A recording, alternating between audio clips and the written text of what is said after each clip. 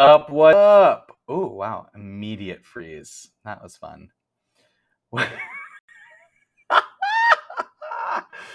I love tech. How are we doing, everybody? What's going on? How are we? Hi, DDH1me. The slasher did get me temporarily. I'm in the middle of a tech overhaul, y'all. GHOSTFACE, this is not an internet problem today, y'all. I fixed that. This is a different problem. How are we doing? Can you give a brief overview? This is fun. GHOSTFACE is on the loose. There are two of them. A bunch of people have died already. Something about the pram. Ooh, I like the pram accord, but it's the pram case. But pram accord is good. Oh no, sorry. Oh, real choppy. Am I real choppy? I've called skipping stream. Hey. Oh, let me I'm not sure what to do about this. Excuse me, y'all. Larson Accord, pram case. It's true. There's a light inspiration. Okay, I think I'm a little bit better now. It's actually all yeah, actually this is actually just the metagame of Kolok. Yes, I'm better. I was sick, but I'm better. Okay, y'all. Some killer chicken parm in Slashtown. Yeah, don't worry. We're gonna do a little bit of a recap once the game starts on where we all are. But before we get into that, y'all can help contribute and change this game for permanently. Make it absolutely crazy. This is our finale of the prologue of Slashertown. The main campaign starts July 11th. So tune in for that. But here are some ways, some incentives that you can purchase right through our little chat using your bits, not your channel points, but your bits. I learn every week. I learn a little bit more about Twitch. And here are the incentives that we have. You can add a die. Did I get it wrong? Did I fully get it wrong? Okay, no. I got it. Yay! You can add a die. Ooh, I'm choppy again. You can add a die, which gives a player an additional dice to roll. Because remember that a 6 is a success. They're rolling 6-sided die. A 6 is a success. A 1 is a critical failure. No 6s is just a regular failure. And the amount of die changes pending pending their stats. So an additional die gives them an extra opportunity to potentially roll a 6 or a 1. You can give them a reroll. They can reroll again. You can give me an auto 1 to give them. That's an automatic critical failure. Or you can give someone an automatic 6, which is a critical success for them, or just a regular success. A lot of 6s is a critical success. And then the other thing that you can do, somebody's already done it tonight, you can add an NPC into the game that is a character that comes with their own obsession. Wow, this is a great one. Wow, that's great. I love this little one that already came in. See, look, so we got to find a way to. I already have things to do on the show. But before my tech just completely falls out and I lose all sense of who I am, let's bring on all of our guests and start our finale. Let's bring on all of our friends. Here they are. Look at them all. They're all beautiful, and their names are right below them.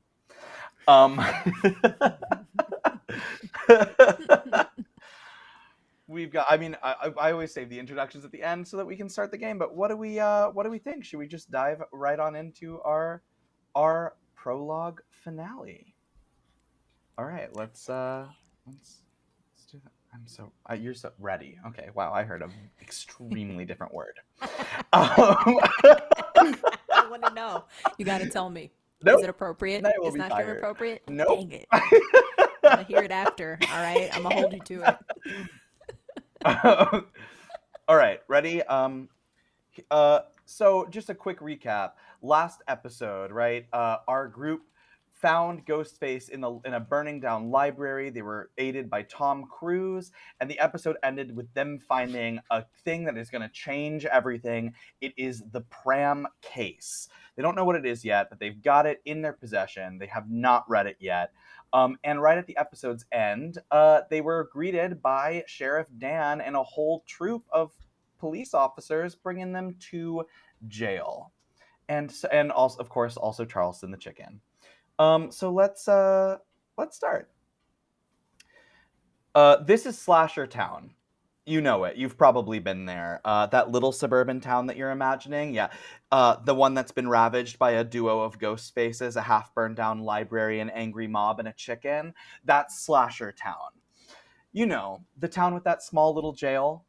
And sitting in one of those two little jail cells, the very same cell that they rescued Dirk Crentwood from, still smelling of burned books, sweat, and trauma, are our three heroes, Hazel, Wyatt, and Penny. Of course, nobody believed them when they said to the police that Ghostface escaped. How could they believe them? They were standing there on the grass out front of a burning building, claiming that Tom Cruise helped save the day. They looked so suspicious, and so into this little jail cell they went.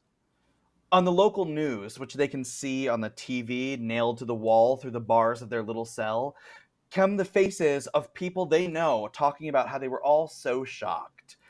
Big-haired Sally O'Malley fills the screen. Big-haired Sally Malley fills the screen, saying, "I was there the night of the murder. If I knew it was them, I could have stopped them." And then it changes to Mailer Swift, dressed all in her Taylor Swift regalia. I saw Ghostface while I was with them, so that was some magicianing that they did. And then it's Sheriff Dan. We're just so relieved that this was resolved so swiftly. Now the curfew is lifted and we can proceed with the events. I know my daughter was looking forward to performing in Slasher Town High's play tonight. I'm so lucky that can go on. And of course, right after Sheriff Dan, the TV flashes with the faces of our heroes and the words, "Ghostface caught, turns out to be 3 high school students," moves in a banner at the bottom of the screen. But our heroes aren't the only ones in jail today. Don't forget, though Slasher Town is a small town, they do have 2 jail cells connected to each other.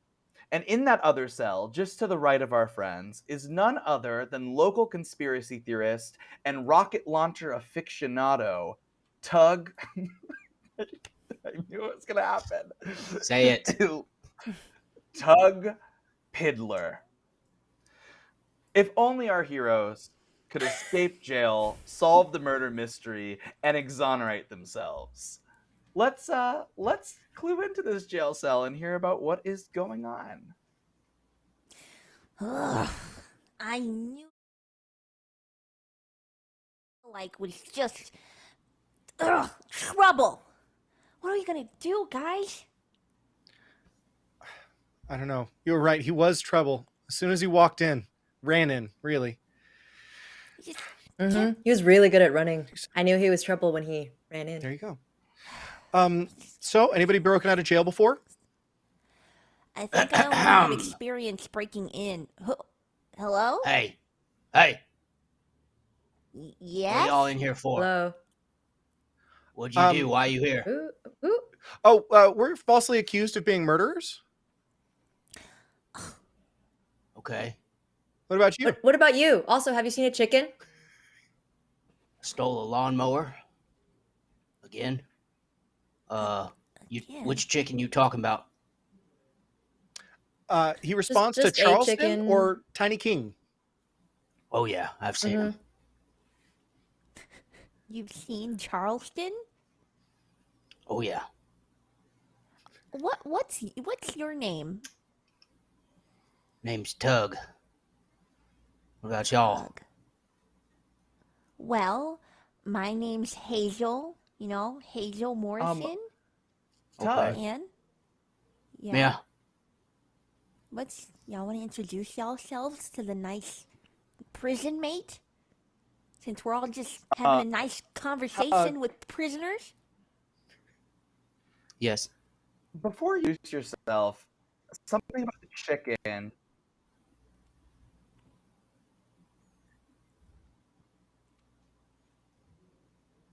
Uh-oh. Oh, great. Something's Excuse my happened with lag. the chicken.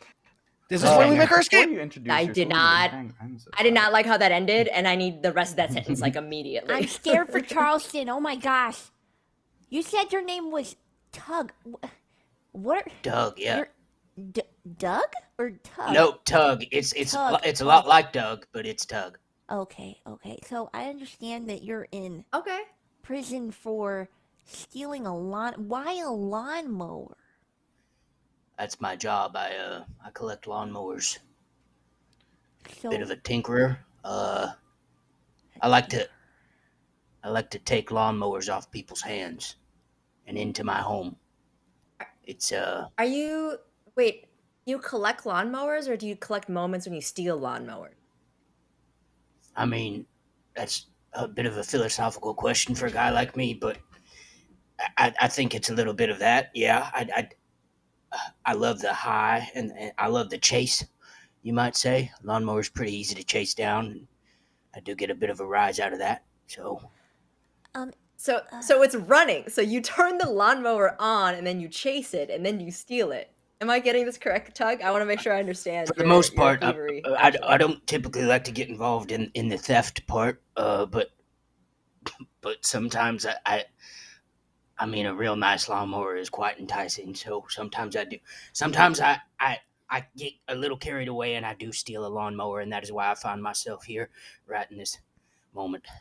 So Quiet, Penny. I just like to take the lawnmower off someone's hands and take it home and then dismantle it and organize all the parts. Yeah, And well, because yeah. you see, I live out in the bunker on the edge of the woods. So Yes. so Oh, okay, I'm gonna. I'll walk over to Hazel while he's talking at length about his history with lawnmowers. Okay. Yeah, he's just continuing to go on, and we're just like, Yeah. Okay. I don't feel extremely comfortable talking to a lawnmower like, you know, I can't even think of a word for that. It's just so strange. But maybe A lawn mogler? lawn mogul. Why you're so good at this? he might have an empire. Yeah. Maybe, but maybe Well, I mean, I might know how to break us I out of really- here. You know, said he was That's a true. tinkerer. yeah. On one hand, I don't really believe in, property rights because I think the concept of property has some issues with. On the other hand, Yeah. I just think that, stealing is also wrong. So, I'm at a real moral quandary.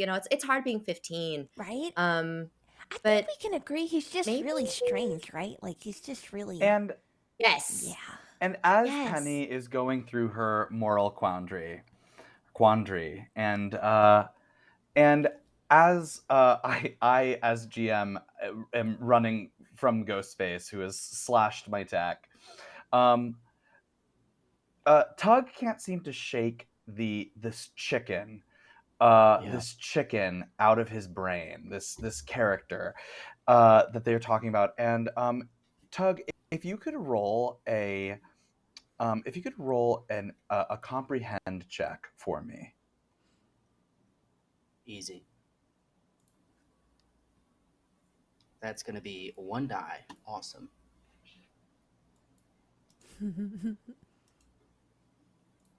It's a 6. My God. Wow! Let's go. Incredible, Tug. You really tugged that way to freedom. Be an expert. I'll go now. I'll go now. That's fair. You saw. I'll give you this, and then you can just you know exactly where you've seen Charleston before, and it was at the same time it was at the same time that you got arrested. That and your grenade launcher. Oh, wow! That and your grenade launcher were both confiscated from you. And if you could just enlighten us with the story of your arrest in more detail and how you saw Charleston going into the same place where your grenade launcher was confiscated. Right, yeah. So I was leading a mob of angry individuals, much like myself, through Slasher Town. I was definitely in charge. I was the lead. I was out front. I had a cool flag draped over my shoulders, and I had a really cool torch, and everyone really respected me, and they were following me as I was chasing down Ghostface, and I round the corner, and wouldn't you know it, there's the cops, and they say you can't have that torch and such, and hey, you've been stealing, you're that guy that stole that lawnmower, and then there was this chicken. And of course, I also had my rocket launcher, and the chicken said something to the effect of "bok bok," but like in a human voice. And and and and then they confiscated my rocket launcher, and they took me in. But you know, that's just kind of a regular day for old Tug. And I think it's safe to assume, we can assume from this story of your arrest and your confiscation, I think we can say that the chicken are somewhere on this jail's premises. I'll help you break out of here if y'all can help me get my rocket launcher back. It's gas powered. I made it out of lawnmower parts. That Easy, sounds done like a deal. good deal. Anything for Charleston. Yes, Yeah, all for one, one for all. absolutely. That That kind chicken's of thing. And I guess, yeah, that chicken's gonna be exactly where my rocket launcher is. Okay, I don't. that's right. That you put all the weapons in one place. Chicken, rocket launcher, it just goes right after the other. Uh-huh. That follows Understand, this is proper America. weapon Okay. protocol. I like that. That's right. So how do we start? right. What do we do? Okay. We're gonna need some disguises. Oh, okay. What? Uh, I was gonna just try to pick my way out of this jail cell, but if you, however, your artistic process for breaking out of, the prison industrial complex is, I'm here to honor and affirm your life choices. I'm gonna wrap my shirt up in such a way that it now looks like a bit of a bikini, and so then they're not gonna recognize me. And Absolutely. Penny, as you start to think about the ways that you can get out of this cell, as you start to think about, exactly picking that lock, you take a look around your jail cell, and the cell that the three of you are in, the one that's next door to Tug's, and you see this is what you see in your cell. You see a toilet to the back with a little septic tank over it, and on top of the septic tank, a cup and a toothbrush. And Tug, as you look around, yours is maybe just slightly better. There's a little bed with sheets and pillows on it. Yours has a bed and theirs does not. And there's a poster on the wall to make it seem just like a little bit more at home. It's a poster of a movie, but what movie is it a poster of, Tug? The Great Escape. It's a poster of the movie The Great Escape. And these are and the bars of the prison cells, or the jail cells, are they're far apart. It's sort of like old timey. Think Pirates of the Caribbean jail. You can't quite get through with your body, but something else probably could. And if you go to the bars and you look across, you'll see where the TV was mounted.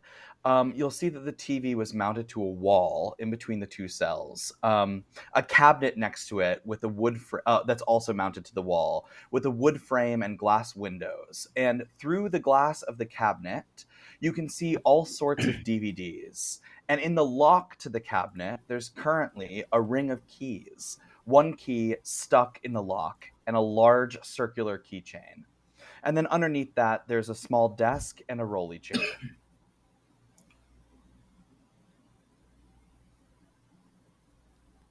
All right. So I took a look around, and it seems like we have a couple options. One, we break the septic tank and use the spare parts to get kind of a skeleton key. The other option is we take what's left over of Tug's shirt and create like a towel thing. And when you like roll it up a little bit and you whip it, we might be able to whip the keys back to us depending on physics of the Tug shirt / bikini. But I'm open to ideas. Penny is a team player. Thoughts? Just sort of a combination of both of those ideas. If we like open up and you take the lever from the toilet, that might be long enough for you to maybe hook the keys onto that. It sounds like a very Smart. nice Smart, yeah. modification, if I could speak. And do we have to break the Yeah, septic we will tank? smell bad. Oh, God. I was gonna say the septic tank breaking is pretty gross, but there's some good I mean, parts in it. I'll and do you it. really don't have to worry about like that's clean water up there. It might not be potable, but it is clean, so you don't really have to be concerned. I know it feels gross because it is so close to poop, but it's really not as bad as like your brain is making it out to be. I don't have running Got water. it. Okay, so I can just. I'm sorry, Tug. I'm just gonna quickly circle back to Okay, what you were saying. I don't. yeah. I don't what? live with running water, so I'm pretty sure it's clean. You can drink any of that. I put Dysentery I put said no, Tug you on can't, my but- individuals that need help list in my protocol book. I do need help. There's guys out in the woods. There's a bunch of monsters out in the woods. And I the government's take got my me out shirt- there, and I'm the barrier between the town and the monsters, and I'm all that's left. I'm humanity's last hope. So you're And out there take- saving people, hunting I things. dismantle Just doing these your family lawnmowers. business? That's right. I take all the spare metal. I take all the spare copper, and I've got a metal fortress, and they How do can't. you only do they this with can't a hear me in supply there. of, There it is. of non-running water? I don't understand. There it is. Well, I live by the Do you lake. have a tinfoil hat by any chance? No, I have a lawnmower blade hat, and it's awesome. This is the coolest man I've ever met. I take my scarf off of my You're my head hero. and I wrap it around my face like I'm wearing a mask. And I say, "Okay, I'm ready. I'm ready." All right, let's break open a septic tank and we'll have to use the rest of Tug's shirt to kind of whip the keys. This is a great plan. What do we need to roll for this? Let's start with breaking the septic tank, and let's make that a force roll for Alright. who's physically going to be the one to break it. Absolutely I can not. try. Probably. Oh, you can try? Okay, because I have 6, but if you want to go for Oh it, my go for God! If you got 6, so why the hell are you even letting me talk? You do it. You get it. Get after it. I believe in you. I stand it. back. Listen, we're a team, okay?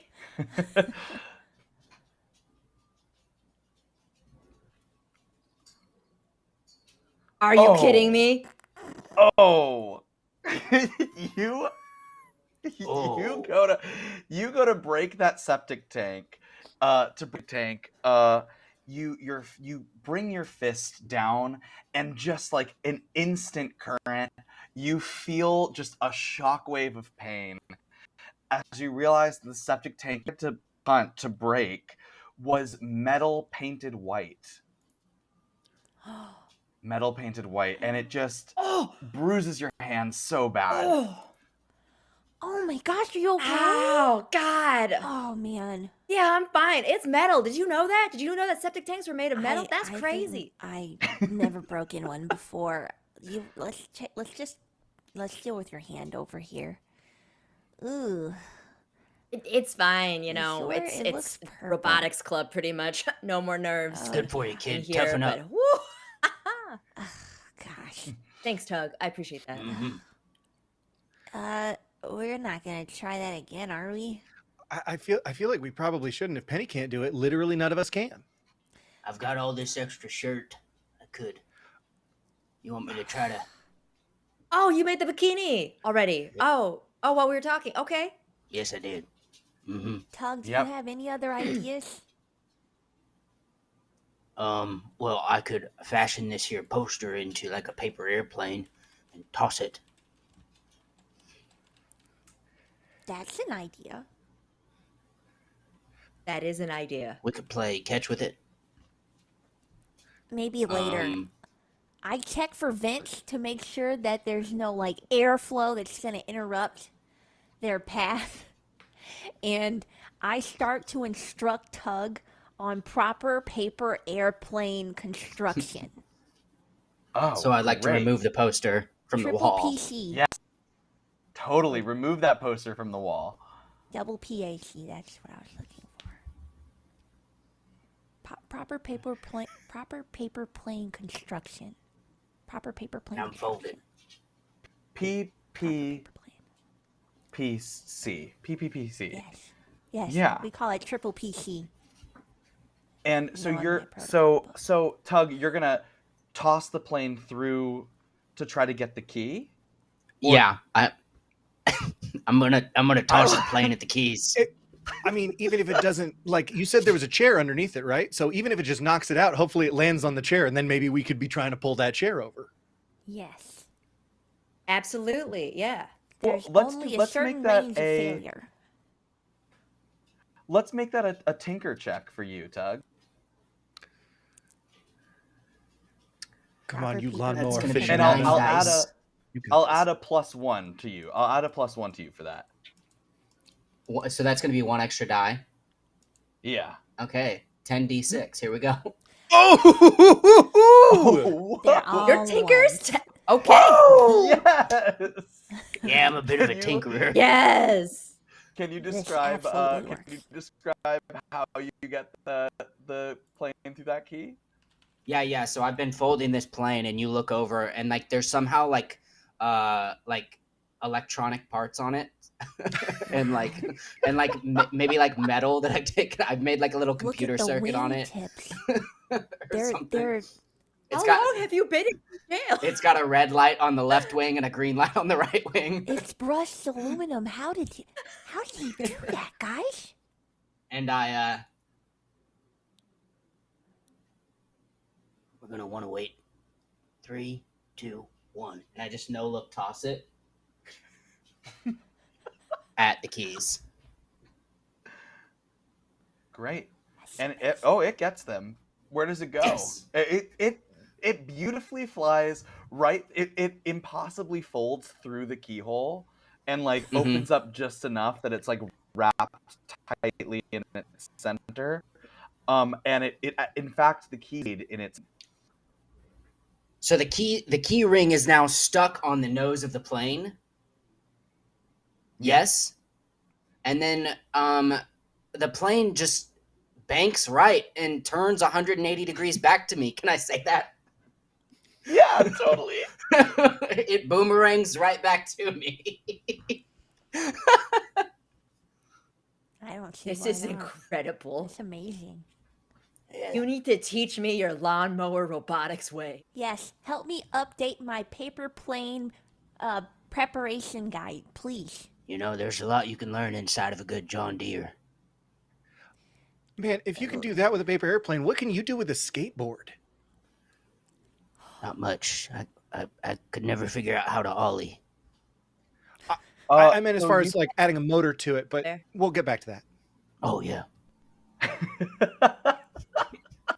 You've got the key. You've got the key, Doug. Well, I'd like to start by. We're in 2 separate cells, right? I'm like You're in across 2 the way separate from them. cells. Yeah, you're they're conjoined by a wall, but you're in 2 separate cells. So I'm gonna let myself out, Great. and then I'm just with the keys. I'm gonna start walking out, as if I don't care about letting them out. Hey, wait! Hold Good on, luck, you have kids. to help us. Hey, Why? Huggaroony, let's go. What's happening here? Why would I think help this is- you? Y'all probably. Everyone always makes fun of old Tug. We didn't make fun of you once. We Uh, actually no. praised you. You have superior paper plane preparation tactics I've never seen before. How do I know you're not working with the Mhm. government? We're kids. Yeah, why would Sleeper the cells. government work with us? I'm a minority. This is really not. It's not like within my means right now. You know. Yeah. Okay, well I can't much speak on that. All right, I'll let you out. That's a convincing argument. I was You're gonna gonna go in. I was Jack. gonna say I'm not the right shade of paper bag. Yeah, it's not gonna. I wheel around back and I let them out too. Thank you. Great. Oh, thank you so much. Oh, Ew. it was getting really cramped in there, and that septic tank was getting bigger and bigger, and I wasn't prepared for that. Yeah. Ugh. Okay. Yeah, and Wyatt still kind of smells from his vomiting session. You know, so we don't have to keep bringing it up. You know, it's we getting all harder. live and endure. We're enduring that trauma on our own time, and we don't need to keep revisiting it and reminding everybody every 10 minutes or so. Tie my Shall mask we go tighter. get a skateboard, a grenade launcher, some bikes, and get the heck out of here? Yeah, we gotta And a go. chicken, Enter right? Austin or They come Tiny back. King. Let's go. Yes. Yeah. So y'all turn to your right. So it's the cell that y'all just got out of, and then next to that cell is the tug cell, and then there's a hallway that goes straight down that way. And you can see on the other end, like, this is the main entrance. This is the lobby into the jail. It's a small 2-room jail. So you can safely assume that what confiscated from you must be somewhere on that side. It's a long enough stretch of hallway that you can't see if anybody is on, like, further in that room. The room goes beyond where the hallway allows you to see. But if there is somebody there, you know that they also can't see you. Okay, we have to be very, very quiet. But should we look around some before we go? Oh, what? Maybe they. I'm gonna trust y'all's ears and eyes in this moment, for I have Yeah, you can. started to have some major hearing loss from the We lawnmowers. should have somebody walk behind Tug, to help him out. Yeah, you should get that checked out. Yeah, Tug. Here, take. Okay, you know what? I'm gonna touch your shoulder. You know what? I'm not gonna touch your shoulder. That might be weird. I'm just gonna Don't touch me. guide you with the sound of my voice. Sorry. That was on me. Guide you with the sound of my voice. Okay. All right. Speak up though. I can't much hear you.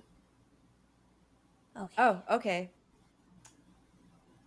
They took our backpacks, right? We need to go grab those. Yeah, I need my keychain that I used to hit one of those stupid things. You have nothing. Y'all ain't got anything. Is there like a room where they keep our stuff? I think we were in a hallway, right? So sneaking down that hallway, yeah? Right. What's happening? Let's just kind of. You can assume that like any end to go is going to be through there. No way around anything. Who's in front? Yes. I will. Penny, do you want to be Who's in behind front? Tug, or do you want me behind Tug? I can do either or. Oh, I'm behind Tug. I'm talking behind him about cheerleading and why it's actually a Okay. sport and no one respects us, but Uh-huh. that's actually, an oversight Okay. and misogyny. And I'm just gonna continue to talk about cheerleading all the way down.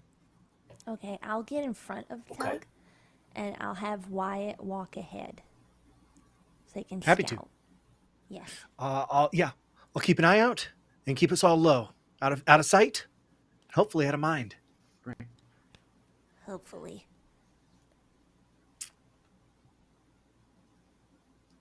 What do we see? Wyatt, can you roll a sneak check for me? God, I want nothing more than that in the world. Please let me roll a sneak check. Dear God.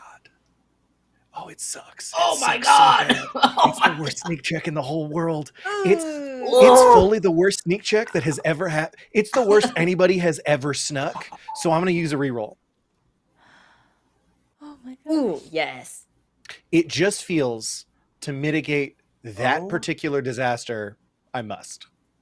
Yes. And with that, we've got a success. Took a second, got scared. Yeah. Sound a little My scared boy. there. Yeah. Yeah. Gagged a little on your own scent and then moved on. I really can't wait for us to take a bath. Can you describe how well you sneak? Oh, man. Yes. I think What? Oh, I think why? maybe Can we you hear, describe like, how a- well you sneak for me? Yeah. I think maybe we hear like a whimpering of a dog catching a scent on the wind, like they've got a canine unit in there, and I suddenly like look down and see some of the stains on my favorite sweatshirt. I grab it and then I like throw it. I throw it like across the room. It perfectly hits a swivel chair that like skids across the side. And then the dog goes and investigates that and like plays with that while we move past into the next room. Yes. And now you see my skinny, pale white arms, so slender, barely ever see the sun, a ratty old t-shirt with like a couple holes up in the neck and like a big happy face on it, like a big smiley face. That should buy us like 30 seconds. And you get, as you get close in that hallway, you see through the hallway a desk, and sitting behind the desk is a receptionist. And I'll go into a little bit more detail of what you see. It's not to the left of this out street, and that is a massive desk on which a stapler and a stack of forms and a little that says "Renist." And then behind the desk is the receptionist. This is a this is a fun NPC that was created for this. This is somebody who you instantly recognize as Mailer Swift's arch nemesis. Her name is Catherine Shrub, and she has a hashtag with Kate Bush. She's wearing that says "running up that hill to make deals with," and then it says like God, and then God is crossed out, and it says myself. Awesome. Amazing. Is that Mailer? That's Catherine Shrubbery. That's Mailer's arch nemesis. Mailer told me all about them. Apparently, they have a lot of like Reddit fights where they talk about what music genre is best. You know, Taylor Swift versus everything in the '80s. It's a very, very natural progression, and I don't know. Some of the things got pretty spicy, if you ask me. I know nothing about that circle of social butterflies. Oh man, they just both look like they would talk a lot. Are you friends with Mailer's arch nemesis?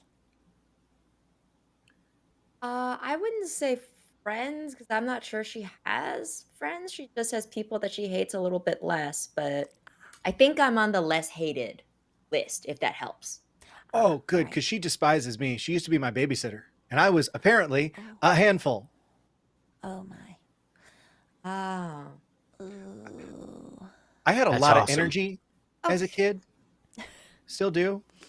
But I focus Why? it. You don't say, huh? Yeah. Yeah. No. What? What? Yeah, I'm sorry. You were going to say. You were going to say that she doesn't hate you. That's exactly what I was going to say. Actually, you're right. So maybe, wait. I mean, ex-babysitter, so much doesn't hate. Hazel's kind of a neutral on this one. You both. We're all also Does supposed to be in he- jail because we were accused of murder. So I don't know that That's starting very a conversation with her at all is the way to go, unless you want to hear a lot That's about Kate Bush. true. Yeah. But Hug has been here for a long time, right? He basically lives here, all right? They gave him his own cell and a poster. Tug, I've how been long in have and you out. been here?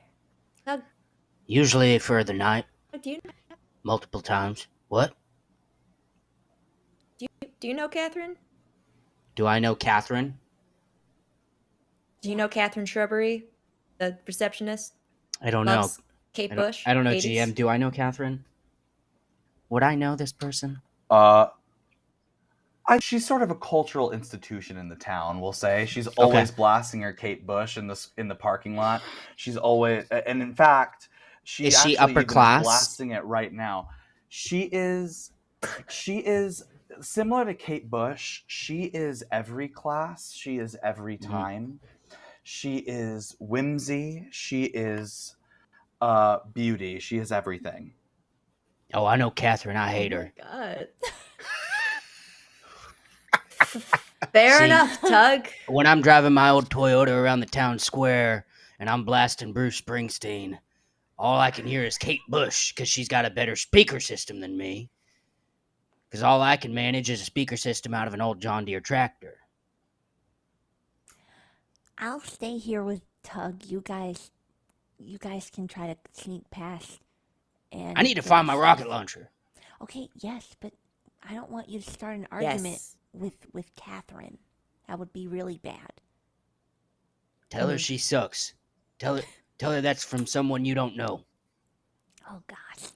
You got it. We'll put that on the list of things we'll tell her. I got a list from Mailer. It's long and it's really X-rated. So okay. Nobody likes Catherine. So Penny approaches very pretend nonchalantly. Yes. Oh. Hello, Catherine. Hello. Catherine looks up at you, and she's like she's been in her own. She's like, oh, to be in love and never get out again. And then she looks up at you and she's like, oh, hi. And then she's like, wait, aren't you supposed to be in the prison? Aren't you in the jail? Aren't you supposed to be in that cell? No, our time is up. We have been punished enough by society, and so we are good. We're good. Yeah, I'm good. I would have given You Penny notes about absolutely how tried they to can't do hold that. us here without our parents' permission because they have no probable evidence or cause that we actually committed a crime. My dad's dead. Let's absolutely So- do a charm check. You got it. Oh, I only have one, so this is gonna be rough. Tough. You got this. One and done.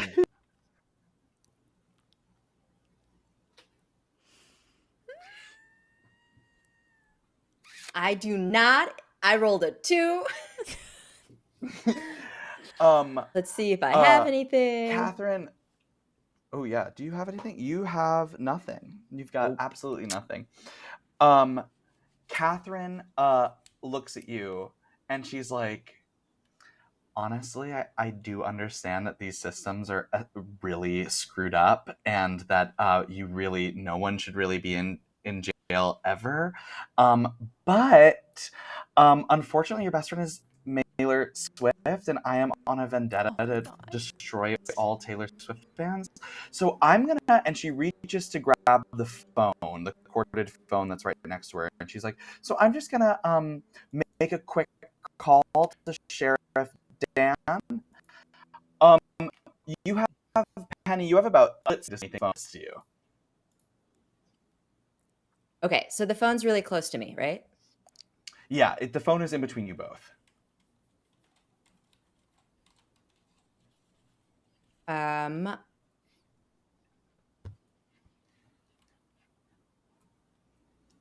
am going to look at Wyatt and just be like trying to like make like obscure symbols. And then I'm gonna kick the phone out of Catherine's hand. I would like to help whatever she's doing by leaping Yes. across the desk at her, and just like old times say, "Catch me!" Wow. I'm leaping at Catherine full Wyatt, speed, saying, "Catch Yep. me!" Oh, you're good at speed. Can you do a move check, Wyatt? Yeah. All right, that's 76, and hopefully one of those worked. Nope. Oh, and it's a fail. Sheesh. Oh gosh. Wyatt, you jump over the desk. It's a critical fail. You jump over that desk, and actually, you think you're about to jump over the desk. You actually by the desk.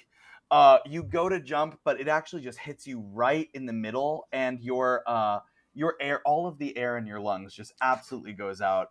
It goes out so hard you actually blow the papers on the desk. Blow the papers on the desk all over everything, and Catherine's just like, what the fuck? and she now she's like really holding the phone, and she's dialing Sheriff Dan. Is there anybody else? I see this happening. Is there anyone else that we see other than Catherine? Like in our closest No, vicinity? Is he the only Catherine's person? person there. I turn to Tug and I say, we have to make a commotion, like right now. And so are there doors past this office? There is one door past this office. Okay. What do you suggest? I tell Tug you gotta go out there and just do you know Kate Bush? You know any music by Kate Bush? Is that a song by Bruce Springsteen? Okay, you know what we're gonna do? You're gonna go out. You're gonna go. You're gonna go out there and you're gonna start singing the best Bruce Springsteen song you can think of. Mm-hmm. So Awesome. Okay. I take Tug to That's hell yeah, that's awesome. I take Tug and we try to get to the door if that's possible. Yeah, you wanna try to walk by. I'll just give you can walk while Catherine is with Penny, is staring at Penny on the phone, holding the phone, dialing Sheriff's Dan number. Y'all scoot right past her and behind, and you're gonna try to distract Catherine by singing a Bruce Springsteen song, correct? And if Hell yeah. Tug sings it, I'm gonna say, "Oh my gosh, it's Kate Bush doing a Bruce Springsteen cover. This is amazing!" I just want to yell that like really loud. All right. I'm gonna give you a choice here. You can roll a. I'm gonna break all the rules. You can roll a lead check to get and take that into your own hands, or you can roll whatever you want in exchange for a Bruce Springsteen performance. Okay, question. I've got a can of beans, but is that something that I have on me, or is that like in holding? I'll give you. I'll say that they gave you the can of beans because it counted as food. Awesome. Okay, so I'm using this can of beans as my percussion, and I'm gonna roll some tinkering, so that I can roll 9 dice here. Oh wow, you were such a high roller. At night I wake up with a sheet soaking wet and a freight train running through the middle of my head, and you cool my desire. Kate, you're so amazing. Oh, I'm on fire, and I'm just banging the beans cans against my head. And I'm just making as much of like an outrage as I can. Sometimes it's like someone took a knife, baby Yeggy and dough, and carved a 6-inch valley through the middle of my skull. I'm actually kind of impressed. And then I'll roll 9 dice.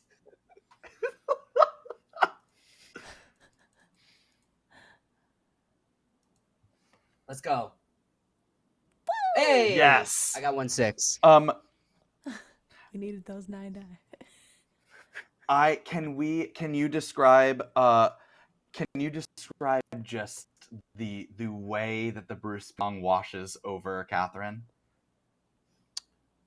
Yeah, I like to imagine that she sees me as a Kate Bush, currently already up that hill and very up on top of that hill.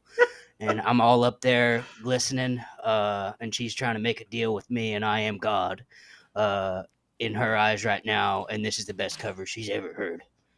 Wow. Yeah. And Sheriff Dan has picked up the phone on the other line, and he says, he's like, "Hello, is everything okay? Did it get out?" And she just says, "Sheriff Dan, I am a changed woman." And then she hangs up the phone and she turns to you. She's fully in a vision. She is just seeing you up on that hill, as you described.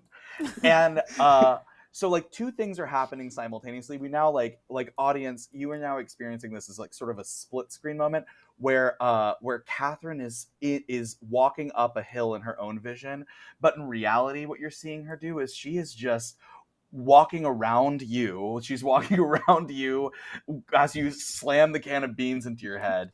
And she's also and then she's just walking straight out the door. She's just walking straight out the front door. And she's like, I love Bruce Springsteen. And you just watch her in trance just sort of walk out into the distance. And Wyatt, Penny, and Hazel, you just sort of turn to Tug. And I think the full weight of the power that this conspiracy theorist can yield, it washes over you in a way that is both, I think, awe-inspiring and also absolutely terrifying. Thanks, Bruce. Wow. I'm sorry, Tug. Thank you, Tug. That was very good. I just thank you for telling me to sing a song. I love Springsteen. He's awesome. You've convinced me as such. Wyatt, are you crying? What? No, I can't. Wyatt, are you crying? No, I'm having trouble breathing. Oh, I go over to Wyatt and I pat him on his back. Deep breaths. Penny's gonna start going around the room and looking for keys or anything that might hold a chicken or anything like that. She's like clucking softly, like keys or anything that might hold a chicken. Yes. Okay. Yes, that is my primary prerogative is chicken. Can you do let's do an investigation check for you, Penny. You got it.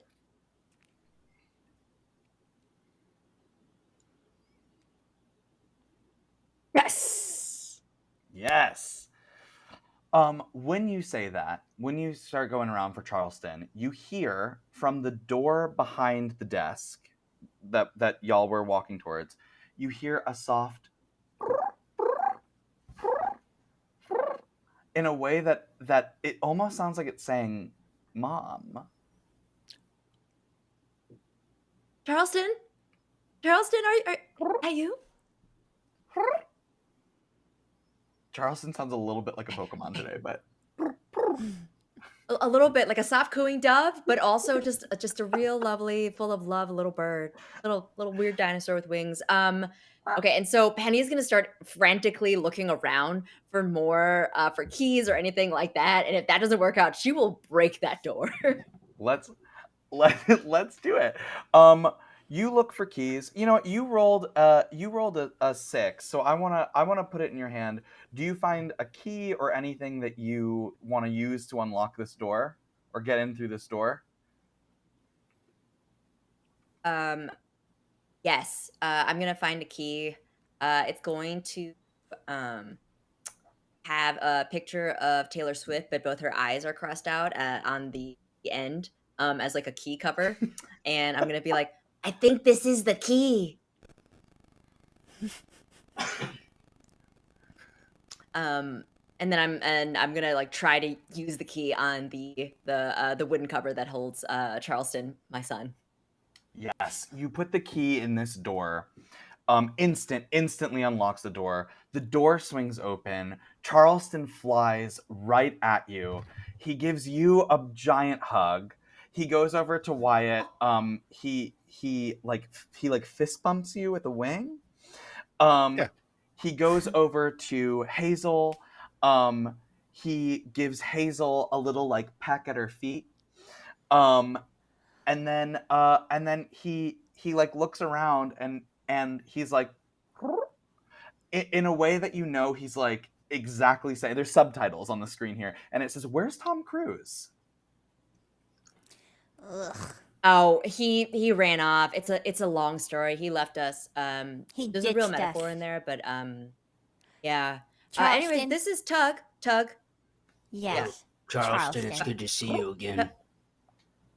Y'all know each Can you other? bow a little bit for the You may not remember me, but I saw you Honor? last night. We both got brought in at the same time. Can you Tug, can you roll a lead check? Yeah. Uh-oh. Nope. Wait, I have a reroll, right? Do you want to use your reroll to? I'm gonna To get reroll. this chicken to like you. Okay, Hell yeah. great. It's very important. I would do the same, honestly. Yes. Yes. Charleston is really important. Oh, great. I'm gonna give it to you. Can you describe the bond that you and Charleston develop in this moment? You know, when they cuffed us both last night and put us in the back of that squad car, I got a lot off my chest in that back seat while we rode to the station, and you know, stuff I haven't talked about in years. How much I miss my daddy, and you're a really good ear, old Charleston. A real good ear. Charleston looks up at you with his little eyes, and he like gestures to the open door that he came from, and he's like, and he very confidently walks into the room. And it's a little dark. You can't see it really unless you go in there. But do you follow Charleston? Oh yeah. What's in here, man? What's going on, buddy? 1000%. To the end. I help Wyatt up. All right. You walk into this dark room, and it is, surprise, it is the room of confiscated items. There's shelves, like little metal shelves. It's essentially like a glorified supply closet that you can like walk into. Exactly. There it is. There are shelves. There are shelves. It's disorganized. I'm gonna be inspired by that photo. It's a little disorganized. There's stuff everywhere.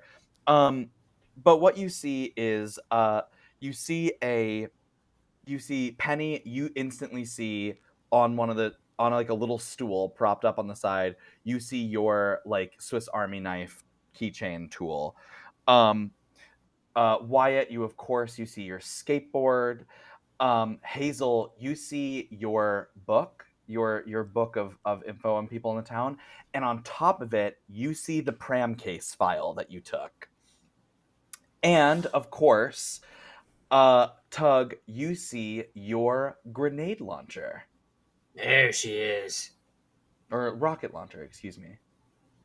There's my old Darla. Okay, make sure to point that in that way. I'll Yeah, point I it think whatever that might direction I work. want to point it. Mm-hmm. I just don't want to be crisp, okay? That's all. I pick up my book. I call dibs on trying to play with it if we're No. all taking a turn on the grenade No. launcher. If I got one shot on this Can I- thing, can and I I'm touch it? saving it for that ghost fella. You saw that ghost thing too? okay, Oh yeah. I almost caught him. Where'd you see it? He was running around town. We were all trying for him, and then the cops got me. Oh, because you were stealing lawnmowers, right? That's right. Tug, you're being extra animated with your rocket launcher. You're happy to have it back. You're sort of swinging it around. And then you notice the rocket's gone. There is the rocket launcher, but there is no rocket in it. You gotta be shitting me. The cops used my rocket. Probably. They used it?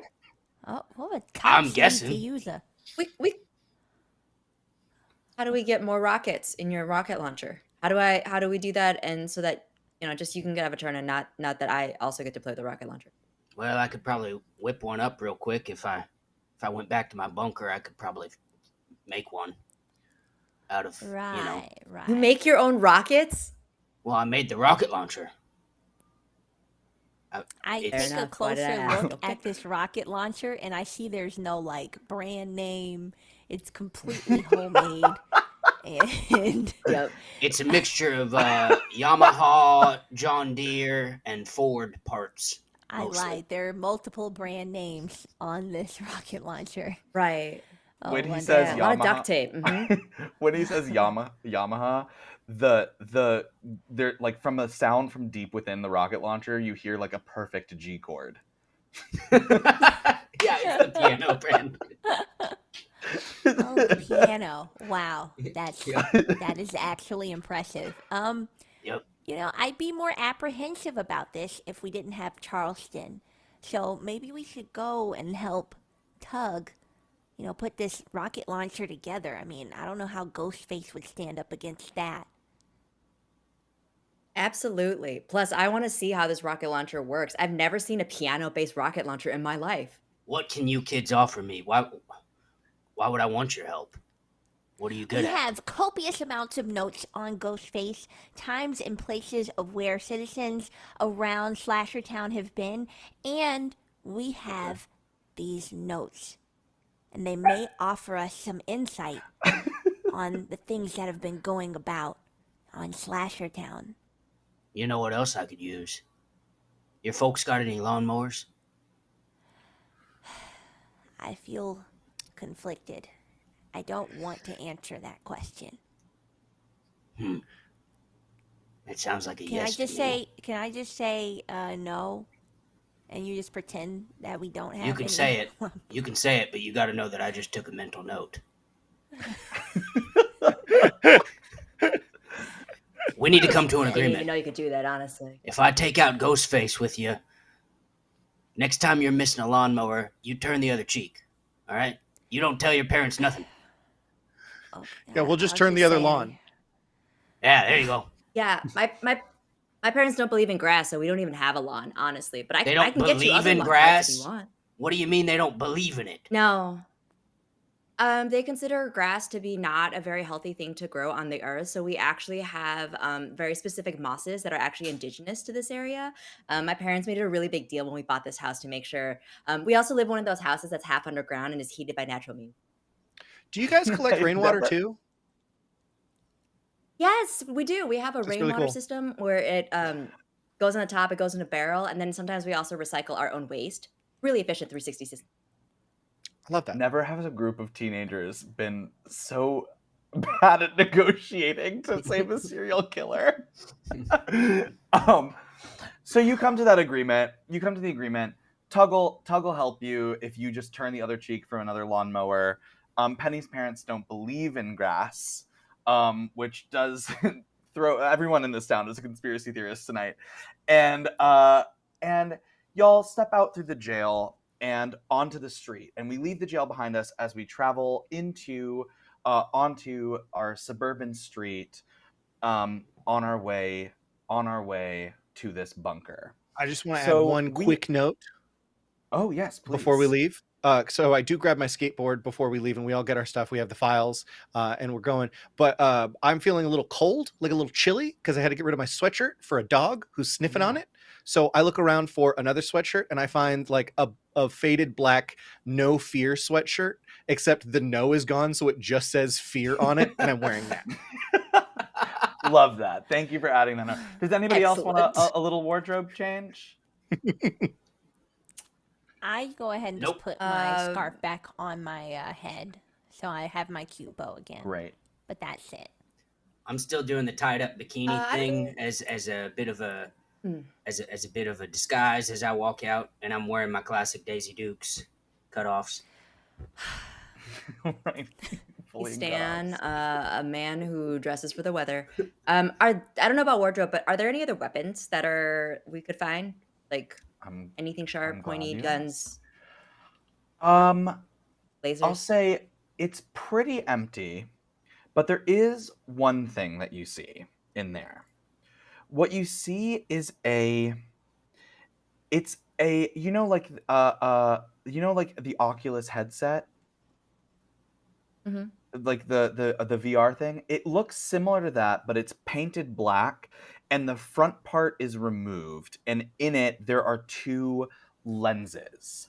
You can't exactly tell what it does or if it does anything. It's just like an odd placed headset on the side. Yeah, Penny's gonna swipe that, and Amazing. anything that looks remotely weapon-like, I think that she can carry in her own two hands. She's also gonna take. Great. I just love how like, would you be open to taking like the metal shelf that's like sort of a blunt force object? That's all that would be left in the room for you to take. Got it. Okay, so not as. No, I don't think a metal shelf is going to be as helpful because it's hard to swing. But I did think about it. Thank you for giving me that option. You're welcome. Thank you for providing. Excuse me a little bit. There we go. I sped up to catch up to myself. Okay, so y'all are walking now on this suburban street. You know, I'm assuming that we're going to be a little careful. We're going to be taking the side streets because there's sort of low-key, not a warrant out for your arrest because you have been arrested, but it's a small town. This has been the main story on the news all the time. And you're walking a little alley. There's a telephone pole up on the side and like a brick wall, and you're walking sort of behind a set of like houses, a la just like suburban town. They don't seem to be home. You're doing a good job sneaking, but then you begin to hear a sound. You hear foot from the alley. What do y'all want to do? So as to seem less conspicuous, I will take my like faded black hooded sweatshirt and put the hood up, not quite mimicking exactly what Ghostface looks like. I am gonna put the like VR goggles on and just like do it on one eye, so it kind of like half covers my face like an eye patch, so I could see both. Exactly, that's it. Exactly, Wyatt. Thank you for yes-anding that. And I'm also gonna put Charleston real up close so that he can be in like eye pecking order or eye pecking line if you know if we need to bring out the chicken. So, I'm sure I will just I'll turn my scarf into this kind of like hooded shawl. And that's just going to have to work for now because I'm really just nervous that my mom, she doesn't know that I've been involved in a crime. And I don't know what she's going to think. I've never been implicated in murder before. So I'm just having a breakdown as we walk through these side streets. I'm gonna at that sound, I'm gonna like James Bond lean up against like the nearest like edge or tree or whatever, and I've like I'm in like the pose like I should have a gun, but it's a can of beans. So I'm gripping that can of beans in alert position.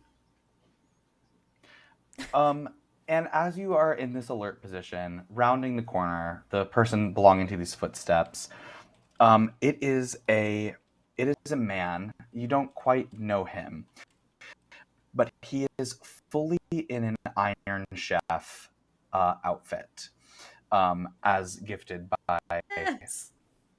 an NPC that was played. He's in an Iron Chef. He's got a bunch of knives. And he you know he's Chef Fives, maybe the little like the like hat that goes here. And he's beelining toward the pole, and but he sees the four of you instantly because you're just playing out in this town but hiding your faces, and he's like, he's a little, maybe perhaps he went German, at least it's not Southern. He sees you and he's like, I'm exist. And you don't recognize he doesn't recognize you, which is nice. I didn't quite catch your name. My name is Hans Flay. Hans. Nice to meet you, Hans. I'm Stephanie. We're just trying to get home. Have you seen anything strange out tonight? Have I seen anything strange? No, I'm just volunteering for putting up the flyers for the school play that's happening tonight. We're so happy that the three ghost faces were caught. They caught these 3 reckless teenagers and one weird conspiracy theorist who, honestly, they've been bad news for a while. So we're super glad that they're gone. Putting up things for the school play, and he flicks the flyer at you, specifically at like Wyatt's face, and the title of the play becomes clear for the first time in Slashertown to y'all who don't really care too much about the high school play that's going on. And what's the name of the play, Wyatt? What play is this high school doing? Scram. It's called Scram. He's Scram, and he's like, Scram, I'm so glad that they're doing a play about the history of the scrambled egg. And then he posts it to a wall, and he's like, I'm so excited about the history of the scrambled egg, because you know what's good about the scrambled egg is that whatever you put on it, salt, pepper, cayenne pepper, red pepper, garlic pepper, whatever you put on it, it holds, and it just shows you is that anything in life can be enhanced by a special ingredient. And he staples the play onto the wall, and he says, "Good day to you." And then he looks at you, Tug, and he's like, "Oh, I see a can of beans. You know, I'm working on a recipe right now, and I was actually after this I was going to go to the store for beans." You get the hell away from me. Actually, I'm so sorry, my friend. He's really sensitive about spices. It just burns him up. He gets really nervous and scared. Don't mind him. Don't mind him. This is my can of beans. His play. You're not going to get It's these gonna be beans. wonderful. Oh, okay, Tug. Hush. Jeez. But it's play. that was rude. I'm one Iron Chef. I'm asking you for beans. It's not that. It's not going to be your special ingredient. I know what you're doing. I've seen the show.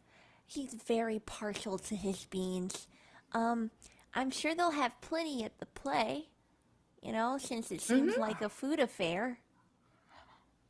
And then, can you do a lead check again for me, Hazel?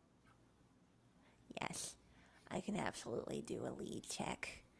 Let's see if I can even lead. Oh, I can. Okay, this is great. Let's pray. Oh, thank God. Okay, first roll. Great. So, I try to lead that out of disaster, if I can. Great. Yeah. Lead us. Oh, did we get a 6? It didn't pop up on my. Oh yes. There yes, was a 6. I got 6. Yeah. Can you? How do you inspire Hans Flay, and get him to successfully leave y'all? I know a very, very invested counselor at it's at the play's at our school, right? I'm assuming it's at our school. Yeah, it's at you're the Specific. only one that goes to the public high Got it. school. Is the play at the public high school? Yeah. You see, Okay, it's set town perfect. school grant. Okay. I know a very, very prepared and inspired counselor, and he's always so happy to help, transform any sort of school extracurricular activity. Yes, you should go find Mr. Benson. He is amazing. He has everything: canned beans, canned corn, canned... Mr. Benson. Yes, Mr. Benson. He has canned everything. And I'm sure if you ask, he'll be more than happy to share. Oh, okay. I must check that right out. Thank you so much for this, and no thanks to you for the beans. But as you see, every door that closes is just another door that opens. You know what I mean? It's the spice of the life. And Hans, he runs down away from all of you, singing his little ditty, his little top. He's singing the Iron Chef theme, if the Iron Chef has a theme. Oh, Spicy. It does, and it rocks. indeed. Penny is gonna take one of the posters and just looks at it and is like, Scram, a retelling of The Iceman Cometh by Eugene O'Neill, where everyone is an egg. And the little tagline she points out, it says the Eggman cometh. Wow, public school is really amazing. Eugene is I so didn't go to school. unoriginal. He dropped is out. an egg. He's the worst. That trucks, Doug. And you know what? I respect you for that. Yeah, it was we have dumb. to get out of here before someone else tries to sell us on spices. Where's your place, Tug? I think I'm gonna regret asking that, but Out in where the do you woods, make your over by the lake. in the woods by the lake? Yeah. Wonderful. Definitely where we need to be right now with murderers on the loose. Okay. Yeah, you kids are just Uh, gonna are- follow a 52-year-old man to his cabin in the woods, huh? We have Charleston. Don't do anything silly. Exactly. We have Charleston and this VR headset. And I'm not gonna do anything silly. I'm just like, if I were your parents, I'd be like, don't do that. But Well, My parents My believe in the not your sovereignty parents, of and children. I'm a good guy. Yeah, Yep. my Parents parents think believe I'm a that children murderer. should have sovereignty. And Cool. that's why I was allowed to choose my own name, actually, after when I was like 6. I liked pennies, and that's why I chose Penny. That's awesome. you get more Y'all interesting take off. by the minute. Walking toward the woods, walking toward Tug's mysterious cabin in the woods, which is another great horror film that everybody should watch. And you're taking off. You're walking. You're still cutting through the side streets. The entrance to the woods, we'll say, it's a thicket of trees, and right off to the right of it. So if you're facing it, a little path goes into the woods toward Tug's house.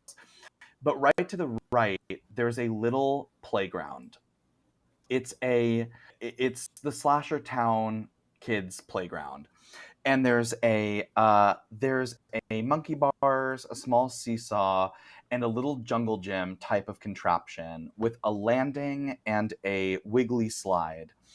And at the top, the Slasher Town merry-go-round, which is it's just like 3 horses, and their neckline is slashed with blood. So it's a nightmare kids playground. But at the top of this landing, you did that, Wyatt. At the top of this landing, there's a little roof. It's like a little roof, the kind that you see in in like a kid's playground, like treehousey type slide thing with a slide going down. And you see it is you, but there's fully somebody in the Ghostface mask holding the rocket that belongs to the rocket launcher. And they're You gotta be fiddling shitting me. with it somehow. Uh-oh. Is that your rocket, Tug? Yeah. Tug. Yeah, that's that my looks like rocket. a rocket. Yeah. And that's Yeah, the it guy. says the word Tug on it. Yeah. Yeah. That's There's I a little write that on Tug all on my it. I assume stuff. that's your rocket. Yeah. On the back, it says "Go Boom." It says "Little Tug Tug Go Boom." Yeah. Tug is my middle name. That's first and middle right there. Oh, Tug Tug Piddler. Wait, so it's Tug Piddler? Yeah. wait, no. Tug is his full My name, but dad it's always also his said I nickname. was- So it's Tug Piddler. My dad always said that he wanted a 2-tug kind of guy.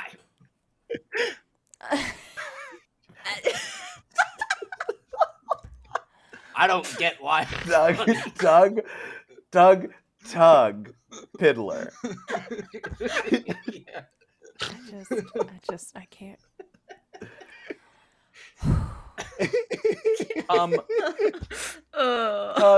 Tug, it's your grenade launcher, or it's your rocket launcher, and this playground is across the street. We'll say that Tug Go Boom is written so big on the rocket that you can see it from clear across the street. Action's gonna fall to you, Tug. What do you want? You see there's like a set of stairs that goes up to Ghostface, who is fiddling with this rocket. You don't know exactly what they're doing. And there's a slide next to them. Action falls to you. What do you want to do? I want to throw my can of beans at him. I'm just gonna say, Okay. "Hey!" and then toss a can of beans straight at him. I don't know. Okay, let's have that be. Let's do a force roll for the can of beans. You're gonna get a +1 dice. Okay.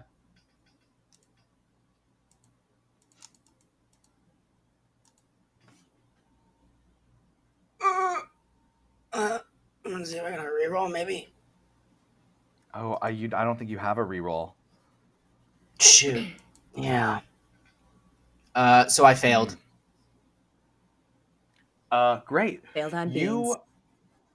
You throw that can of beans, and it what it does is it bounces off of the roof of the thing, and of the little jungle gym, and then it rolls down the slide with such force that it actually loops back around, and it smacks you right in the face. Ah! Shit. And worse than that, it alerts Ghostface to your location. Ghostface turns, Ghostface mask on, holding the rocket. Then they too slide down the slide in one motion, and they start to take off running, clutching Are they your running? favorite rocket. I'm sorry, Hey! they're Are not they running running towards you. They towards start us? running away. They start running sort of to the right, further down the street in broad daylight, running just with the rocket, just trying to get out of there for whatever reason. Stop. Does that do anything?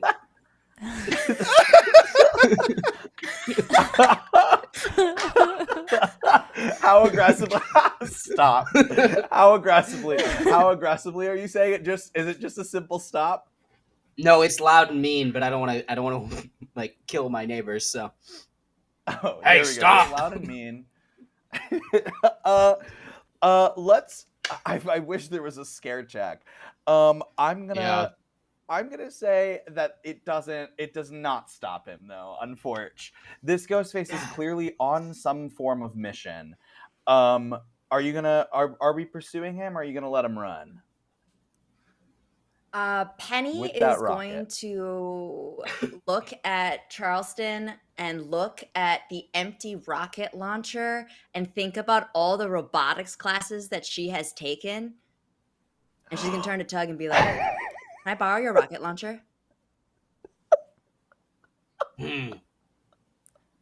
As a 52-year-old adult hanging out with some 15-year-olds, I gotta say, yeah, you can. Yes. Thank you. She's already grabbed it. She was just asking for a formality anyways. And she took a screwdriver off her Swiss Army knife and is just like cranking it in there and turning it into a chicken launcher. I knew it. God. Yes. I'm These will gonna guess I'm lift probably gonna have to Charleston up. roll for chicken launcher. I'm probably gonna have You will absolutely know. have to roll for chicken launcher. I will feel like also that's a gimme. this is just a plea to our audience. This would be incredible if it worked. I'm terrified of what will happen if it fails. I hope I get a reroll. If anybody wants to give her a reroll, this would be the time. Take my reroll. Just take my reroll.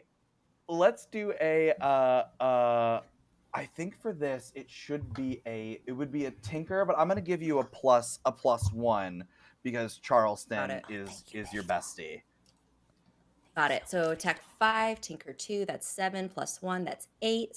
So 6.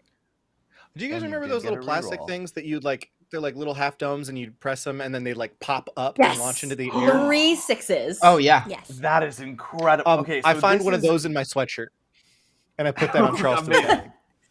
Amazing. Wonderful. I love that. This is an epic success, Penny. Can you describe exactly what happens with this chicken? Absolutely. So, due to the amazing amalgamation of Yamaha parts and everything, because Tug was smart enough that he made it a modular rocket launcher, and so she was able to just open it up slightly, open it a little bit differently. And she's like, as she's working and screwing things and unscrewing things, she's just like giving Charleston a little pep talk, like, "You got this. Okay, like listen to me. Like after this, it's gonna be different. Like, but thank you so much for being part of our team." And then luckily Charleston is not the largest chicken. It's just like an average chicken. And so fits just perfectly in the seat.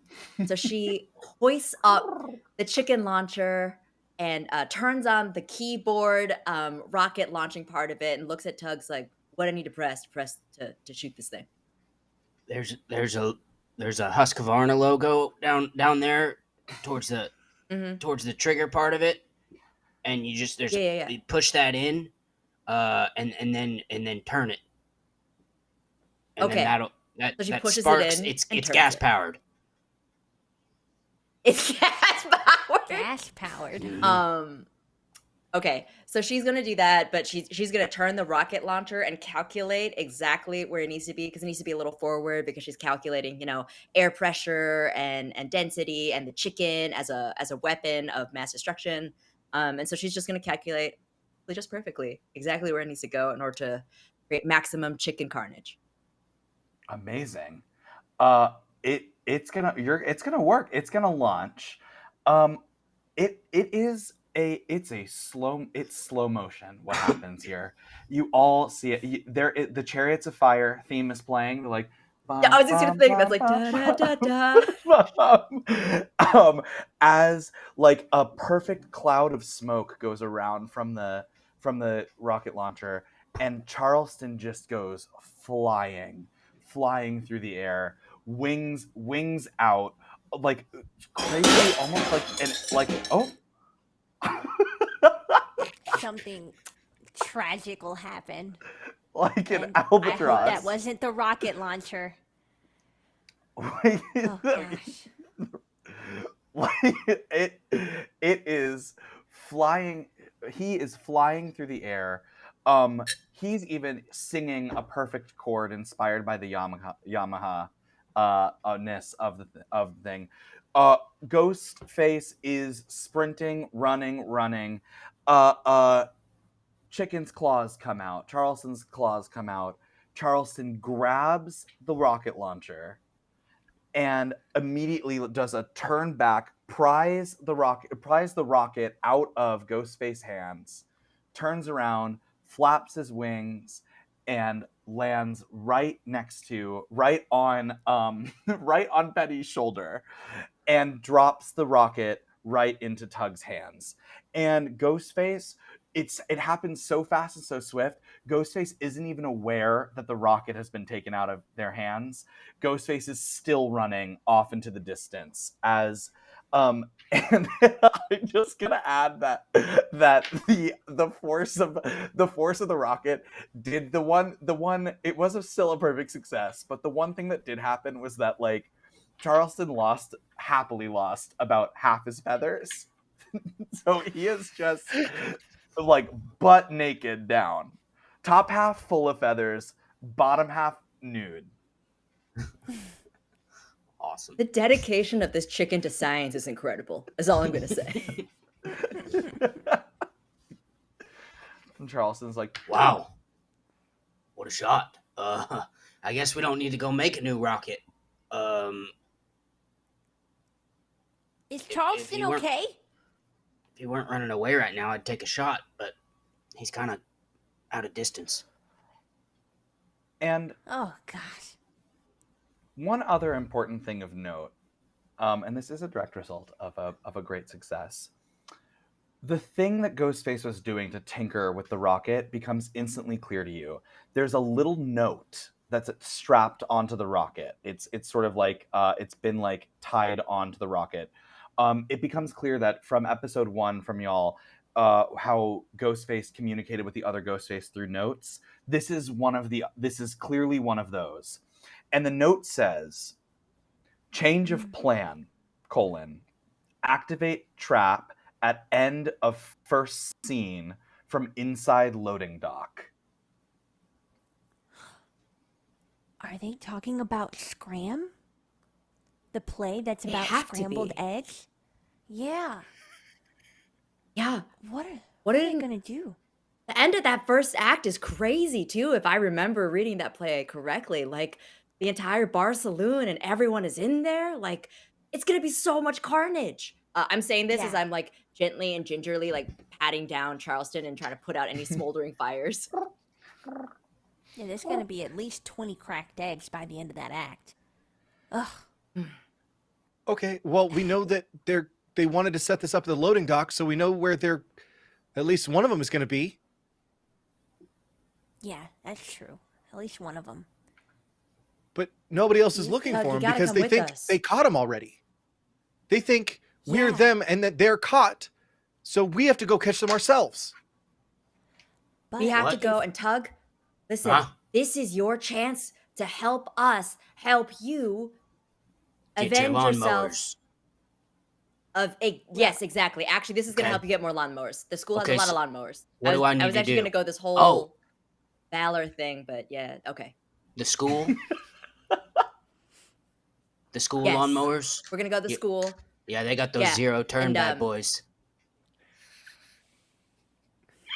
For the football field, you know? Yeah. we'll get That's into a good- details, that's a good later. machine. But I promise you, Just if tell we me let what you this need keep from me. going- There we go. We need you to There we bring go. you and your rocket launcher to school. Not blow up the school, but Ghostface, Okay. and expose them to the whole public eye, so we can be exonerated. Does that sound like a plan? Oh. Sure. Yeah, I mean, that was my plan anyway, was to go find Ghostface and shoot him. Right. I'm kind of like the Very protector of this American town. plan. Yeah. Yeah. The government knows what I'm up to, but no one else does. Awesome. Okay, know what? let's start heading that Every way. time you talk, I respect you more. Okay, let's go to the school Wait, and wait. let's scramble some eggs. Yes, I love Wyatt? it. Let's say that again right when we're about to leave. But we have an entire bunker full of stuff that a guy who protects the town uses to like catch and fight monsters, right? Well, That's exactly what what are I do. ghost faces Yeah. if not monsters? Do y'all have the play? The play poster? When did the play start? You Penny's unfurl gonna the hold play up the poster. play poster. Yeah, great. Uh-huh, You hold it up. It has the pictures of a bunch of eggs in a saloon. the title look. That's like what it says. And on the bottom it says tonight plays at 8 p.m. and play begins at 8 p.m. You see that it's about 6:30 in the evening. The sun is up. You look up. I think actually we'll just give tell time by the sun. Talking the sun and knows it's instantly like around 6:30 in the afternoon or early evening. We got about an hour and a half. We have some time. Yeah. Yeah, You we have said- some time. And I We like go this make a idea trap of getting some. Okay. at my bunker. What do you got trapping stuff? I got all kinds of parts. This is like a. I'm gonna regret this. Do you have a human trap? I mean, yes, I do. Well, I've got the ideas for one, the schematics. Okay, so when I say that I'm currently battling the monsters in the woods, I haven't seen them yet per se. I have never actually caught or killed one yet, but I do know that they are out there and that the government is specifically watching me as I'm on my journey. I turn back Tug. to Wyatt and Penny and I say, the monsters are in his mind, but we're gonna go along with it. For sure. Okay. All right. That's perfectly fine. I think it'll just give me some time to actually look at this pram case too, so you can get all the schematics you need. We'll just get the very real rocket, ammo or whatever you load a rocket launcher with, and then we'll be on our way. All right? Can you take us there? All right, Yep. let's do that. Let's go, everybody. Also, you don't happen to have an obscene amount of peanut butter and like take care of a bunch of bees, do you? You're not a beekeeper, are you? That I am not. I'm allergic. Oh, okay. To peanut butter and bees. Good to know. Yep. Just then a bee flies around, flies right around Tug's head, prompting Everybody him to stay just still. take off. I'm He's not gone. even not take off. He's gone. He's fully gone down the path toward the bunker. And we're gonna jump time just a little bit. We're gonna jump through. Oh, hello, puppy. We're gonna jump through a little our 5 minute a little 5 minute walk to the bunker. Y'all make it to the bunker. We are at the bunker. It is our next scene, and in this bunker, first, Tug, can you just describe your little bunker for us? The upstairs is it's pretty cabin like, but like more shanty or shack like, and then there's sort of a dirt staircase that goes down into basically a dirt basement with like a shop light hanging. And all of the electricity is from a generator, gas powered also, that I siphon out of lawnmowers. So I have just like a long extension cable going down in there that lights this place. And then all around the walls, I've got lawnmower blades. I've got belts. The belts. I've got the hood. And the gear shifter and a bunch of steering wheels, and it's all just like hanging from around. And then there's a workbench, and then a bunch of blueprints all over the place that look they're not on like graph paper or anything like that. They don't look like very accurate blueprints, but and the drawings are very, very bad, like almost like crayon looking drawings of ideas. Oh, I love that. And y'all walk into this bunker. Immediately, Wyatt, what's the first smell that hits you in this bunker? Oh, I think it smells like it's lawnmowers that take it apart, right? It smells like motor oil and gasoline. Love it. The very strong Classic smell motor oil, of like gasoline. corroded batteries. Yeah. Oh yeah, like the metal battery smell. Love that. Very pungent. Yeah, Penny and takes a whiff. Hazel, Is that Trader Joe's mac and cheese? Yes, it is. Yes. and as the microwave dings, preparing the Trader Joe's mac and cheese that's been microwaving for the entire time that he was in jail. He timed it out perfectly so that the mac and cheese would ding right at this moment. As that dings and he takes it out, Hazel, we're gonna just take the conversation you're about to have and roll with it. You've sort of cleared the workbench away a little bit, and you've placed down and you've opened up the Pram case file. Yes. Do you have any words that you want to share before reading into this case? Okay, everyone, we literally escaped a fire for this. So just hold all of your questions until the end, and I'm going to read this aloud. And please do not blow us up or set anything on fire while I'm doing this. All right? And we're going to see what we're going to get into. And I open it very cautiously, like it's going to explode. But what do I see? Fortunately, doesn't explode. It explodes. End of game.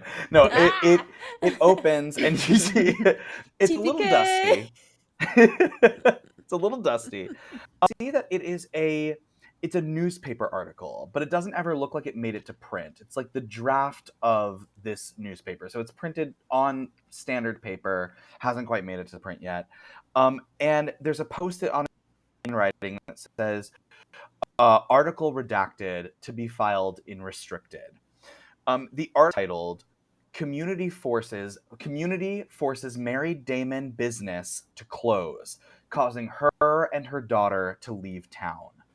As you read the article out loud, it goes on to say how Mary Damon used to have a store. Hazel, what store was it that she used to have that you see on the article? She used to own a bakery and patisserie, and it had some of the most delicious croissants you've ever seen and smelled in your life. She owned the Mary Damon. It was called the Mary Damon Patisserie. But then this happened many years ago. This happened when y'all were around 2 years old. So like 16, almost around 16 years ago. There was a rumor that went around town that Mary Damon was actually purchasing croissants from an out-of-town bakery and selling them at her store. The rumor led to a decline in sales, causing the store to close.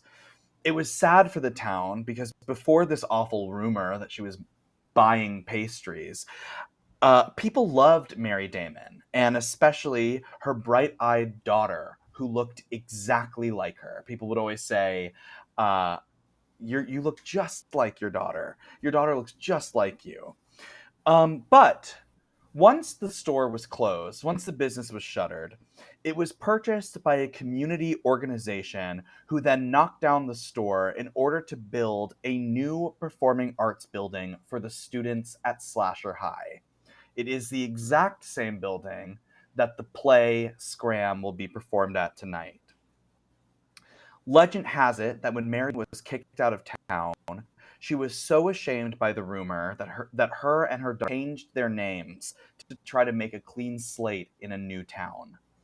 The article then says that it's believed by many that the rumor was fabricated by members of the community organization so that they could purchase the land from the building for cheap to build this school. The article goes on to name the members of this community organization, and y'all are shocked to see the name of Zeke's parents, the name of Mindy's parents, and the names of each of your parents, and even your dad, Tug. All of them Pudge? named Pudge. Exactly. Pudge Fiddler. And it becomes clear to all of you that this Ghostface, the killing is not random. This Ghostface is out for revenge. Gosh. It's worse than I thought. Oh my gosh. These are targeted, but like really targeted. What are we gonna do? What? We have to catch them now. Penny? Why? What are our parents thinking? I don't know, but it's crazy.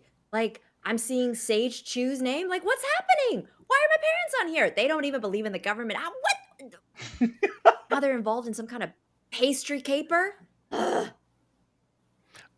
There's no telling which of them started the rumor, but they were just all a part of the organization that did it. So it could just be guilt by association. I mean, they've murdered our friend and others too. Like, an apology's not gonna fix this.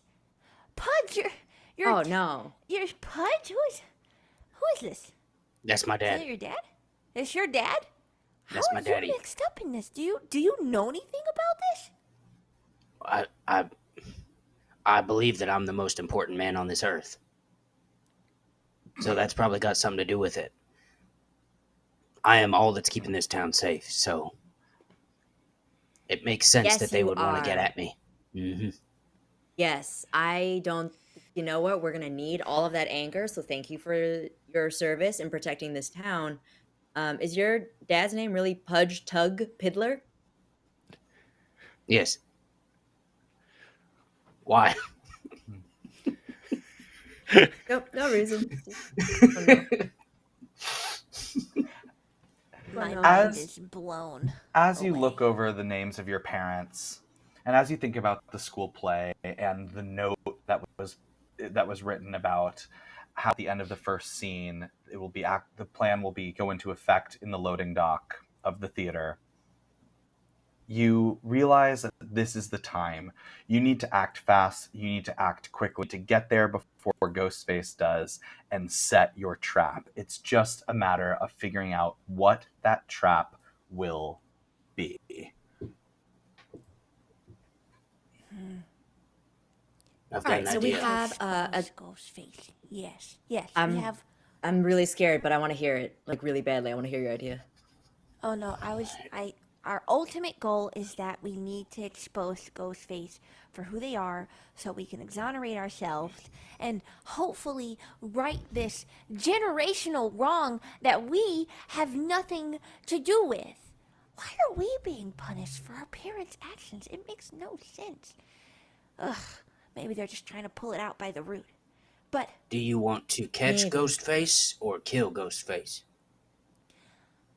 preferably catch, so we wouldn't actually be Oh. implicated with murder. Oh, I was gonna say Penny- murder, but Penny, Hazel. why are we not on the same page about this? I just think that this is a murdering person, and I don't really trust the justice system. And listen, honestly, the more time I spend with Tug, the more I think he's just right about a lot of things. So my vote's for murder. Uh-oh. But don't you feel conflicted? What?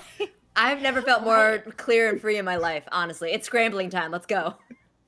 But don't you guys feel a little twinge of guilt for what our parents did? They ran this mom and her child out. It's kind of sad. I certainly don't feel good about that. That does make me sad, but I don't think the retaliation of murdering the children of the people who made you sad or made you leave town is an appropriate response. So I mean, I'm sure you'd feel differently if you were forced into homelessness and you had to change your That- whole identity off of, that is certainly something I have not experienced, so I cannot comment to how I would behave. I see Frankly, that I and I don't hear wanna that, and die I don't either. know how. I Yeah, don't want to die either. I agree. It's a really hard road to cross, but let's just refrain from the murder until you guys we can work out some proper we're gonna justice catch 'em. later. We'll Yeah, catch him. let's catch Okay. them. Yeah. So, Do you have a bear trap, bear mace, any yeah. kind of bear associated caging, perhaps? I've got much better than Yeah, that. I've got a I got a 2009 Troy built zero turn mower out back. And we could string up a bunch of belts here. I could slit them and we could they're tie just them up, and people then we've with got ideas. ourselves we can set that down as I'm driving around him. We could set that down, and then we've got one end tied to the rocket launcher, and I fire, and it pulls a slip knot around his feet. Easy as that. I guess that makes sense. That will I, work. I see absolutely no problem with this plan. We need one person to drive Yeah, the and I can lawnmower, turn a and I'll lawnmower. stand on the hood with the rocket I launcher. will. Okay. I'll drive. I Okay. only have my learner's permit. Is that okay? Have you ever mowed a lawn? You No. don't have grass. Again, This my is- parents don't believe in grass. Hmm. They have a lot of I'll teach you. mosses and assortment of fungi that are good for the earth. We'll take the lawnmower there on the way, and I will teach you to drive it as we get there. And we need a second team. I've got it's like this new thing. It's like a robot lawnmower, and it mows your lawn remotely. And we're gonna use that as a distraction lawnmower while we're circling around him with the other lawnmower. So Oh it's like my a Roomba, word. but for grass. That's what it sounds like. Yeah. And when you say Roomba, you're talking about what? A tiny vacuum that looks like a giant puck that goes around and pisses off your cat. Yes. Yeah, it's Okay, just got like it. that. So So distraction, plan, just- lawnmower. Uh-huh. yes, just to be clear, the plan is to have one team as a distraction lawnmower that goes and chases into being encircled by a slightly more high-tech Roomba type lawnmower. We've been, while the Roomba type lawnmower is doing the distracting, we've been making a wide circle around Ghostface, and we've been dropping a slip knot made out of lawnmower belts. And then, as soon as he's in that circle, we fire a rocket which pulls the slip knot tight around his ankles. It's easy, and it will definitely work. Great. It's I just want to it's easy. He said it was easy, so there you go.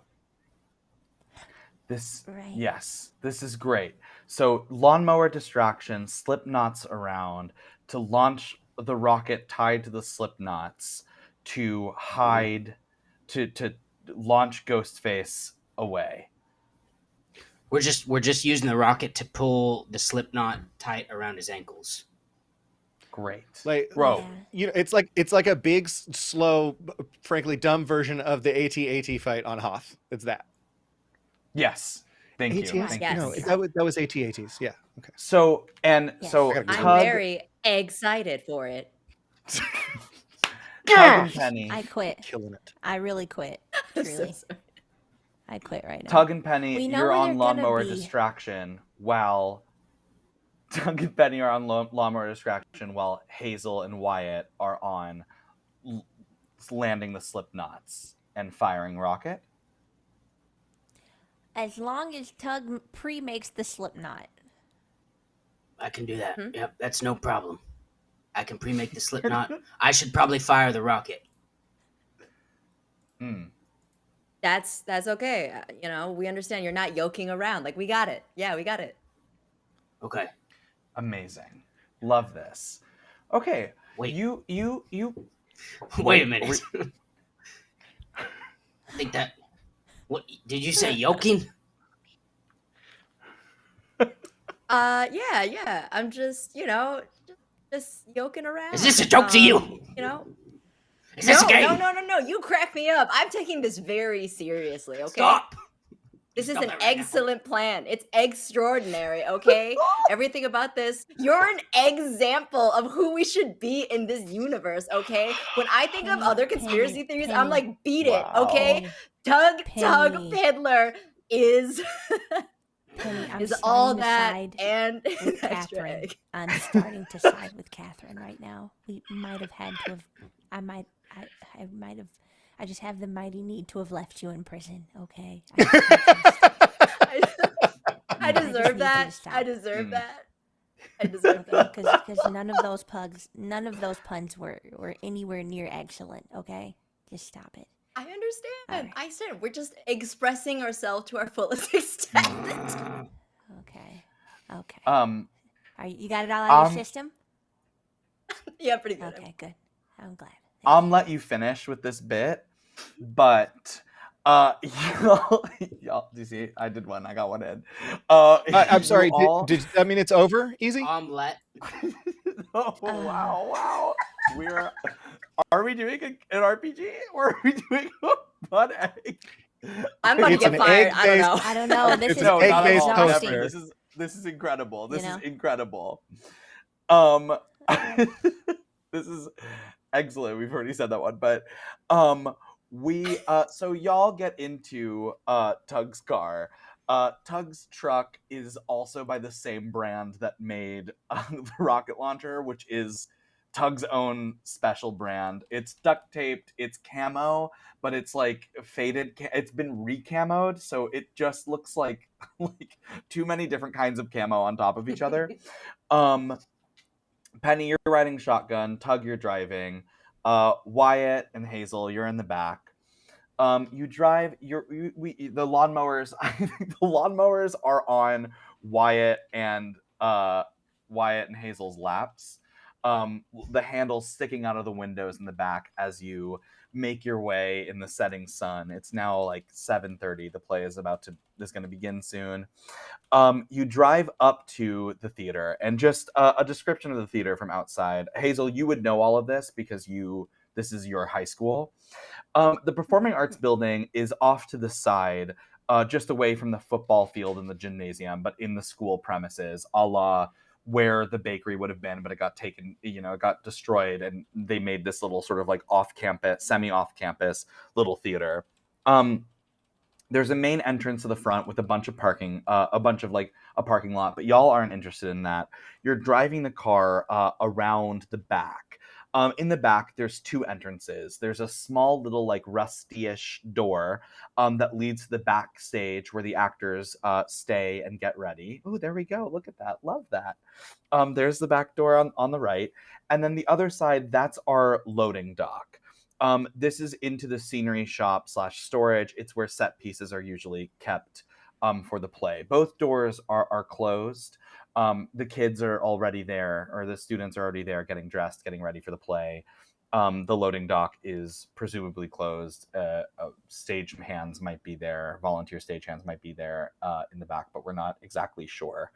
And Tug, you park your car just a safe distance away. It's camo, so you park it like near a bush where it sort of blends in. And y'all are in the car looking out at the thing, getting ready for the plan. All right. I'm really getting the hang of this thing. Yeah, take it for a spin out there. It was a little shaky there, but you have gotten better. But I have like a brief moment where I kind of wonder, why would they be attacking, or what are they doing here at the play? I mean, we're not at the play. They had to know we were in prison, right? Is this a trap? Ain't nothing trapping me. I just look at everybody in their eyes. What do y'all think? No, I think they went to the bar and they were gonna like poison everybody there with that bomb and kill just everyone indiscriminately, and they were gonna bring a rocket here to detonate that at the end of the first scene to like kill everybody who's here and destroy the thing that took over their business. So I don't know exactly how targeted their murders have been. It seems like they're going back and forth between like very focused and targeted and indiscriminate rampaging murder. And I don't know. I don't know where this one falls. That's true. That's true. Well, here's the thing. If you're taking a rocket launcher to a high school play, chances are you're kind of looking for a big boom boom, and you're kind of trying to level the playing field of everybody, which makes me wonder if there's any way that we could get it in before. I think it mentioned the loading dock or whatever it is. Like, I think we have to capture this guy before he gets to the high school and before he gets in the play and gets in there. And then maybe we can kind of prevent some mass carnage. And then we can decide as a group if we want to murder or not. That's what Hazel said. We decide later, right? Yes, we should decide later. Give Okay. him a fair trial. Yes. At least that's what my mom taught me. If we're trying to get him before he gets in there, we could go ahead and set the line down on the ground right now.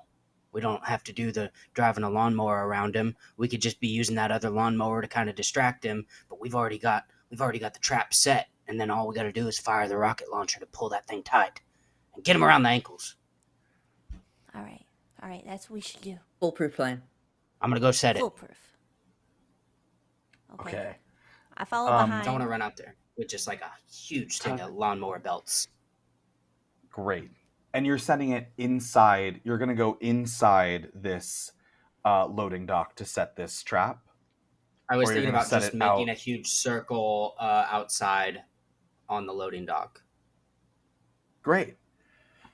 Let's have you do that. You go out, you set this circle, this trap in the loading, we'll say that the loading dock has there's a staircase up. It's right in front of the staircase. You've set up this circle right in front of the loading dock. so that in order to step it onto the steps to get in, you have to step through it. Yeah, Mm-hmm. that correct? Great. And Yep. Hazel, where are you hiding? I'm sure in the loading dock there's plenty of boxes and, other supplies that they bring into my school that I can hide behind. I'll give you a um, box. Yeah. yeah, I let them know there should be we should rig a signal or something, or somebody should be keeping an eye out for we need to find a way to communicate. Is Charleston still here? Do we still have Charleston? Charleston. Yeah, Penny just Charleston was holds writing. Charleston's up. Oh yeah. Oh Okay, yeah. okay, good. And Charleston's like, how dare you think I'm not here? Of course I'm here. I'm core We also cast. That's what, absolutely top billing. We also put little pants on him because I didn't want him to be cold and naked and walking. Aw. So we just made some. What kind So of I just found some pants? chicken pants for Charleston. They're red and they're corduroy because that was the only thing that Tug had in his closet. So we just cut it up. Cute. I didn't ask for permission. I just took it for chicken. Cute. And Charleston, it's okay. Penny, is your investigation high? Do you have a good investigation?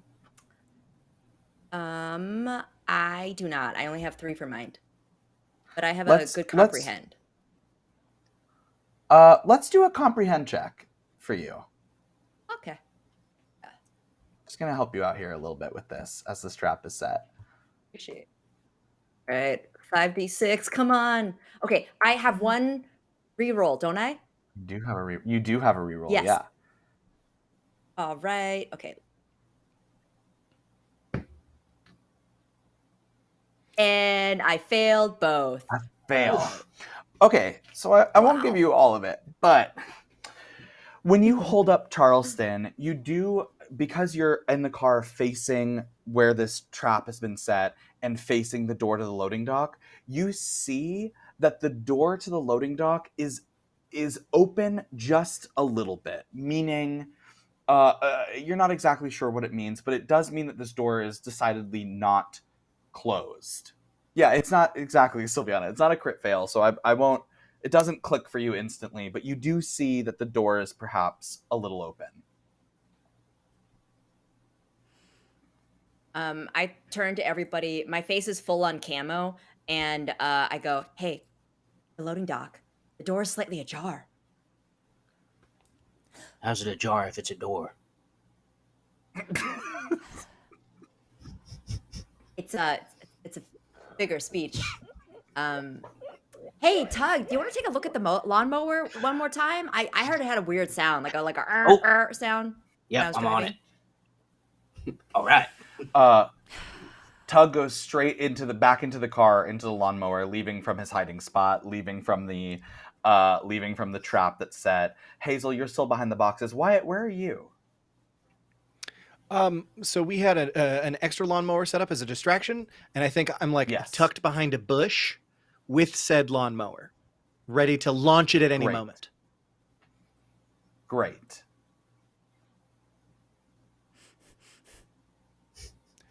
Just kind of sitting in the quiet. Do I Waiting. hear And- Penny say that the door's kind of open already? Yes. Yeah, you all hear that.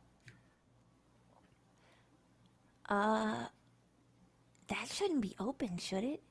Who went inside? Should we look around? What time is it? Yeah. Does anybody know what time it is? They have a watch on. I looked at my watch. Tug, you look up at the sun. You look up at the sun that is fading. It's like 7:58 p.m. It took you a while about with all the planning and the 7:58. getting the pants and all of that. Judging by the sun, it's about 7:58.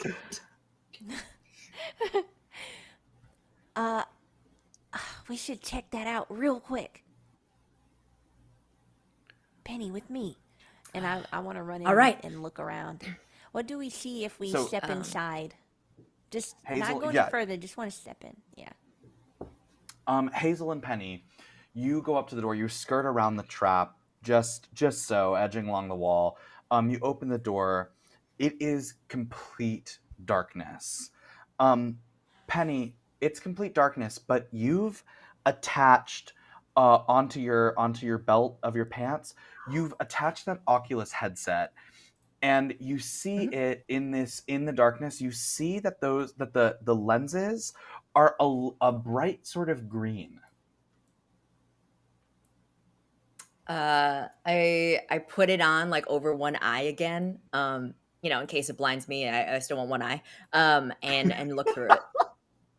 And it blinds you. No, I'm kidding. You look through it. You look through it. Exactly. See. Everything is green. But it is they are instantly, it becomes clear these are night vision goggles. And you see just a big egg-themed set for Act 2 of this play. This is the loading dock for Act 2.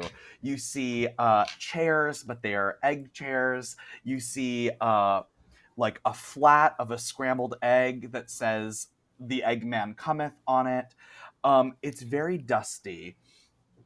And on the side, you see, and Hazel, you see none of this. It is just completely pitch black for you. And to the side, you see a stack of books on a chair. You don't see a stack of books on a chair that is like a folding chair. Somebody sits here. But that's all that you see. Just sort of like a vast empty space with just these sets sort of littered around and a stack of books on a folding chair. But you don't quite see anybody yet. Granted, there could be somebody behind a set. There could be something like this is all clear to you. But you just see, but this is just what is in your immediate frame when you put on these goggles. Do you see anything, Hazel. Penny? Yeah. I see a lot of egg stuff and a lot of weird stuff that I'm not even sure it was in the play. It's really excellent, but like I see a folder and a chair. I heard that sigh, and it doesn't seem like anyone's here, but I got a bad feeling. Should we go check it out a little further? I can't see anything. Go get do you think you could get that folder? Okay. It's a stack of and it's a Penny's- stack of books. It's not quite a folder. Oh, stack of books. Okay. Okay. Stack of books. Is there anything that looks off? The books do look off. It does look off that those books are there.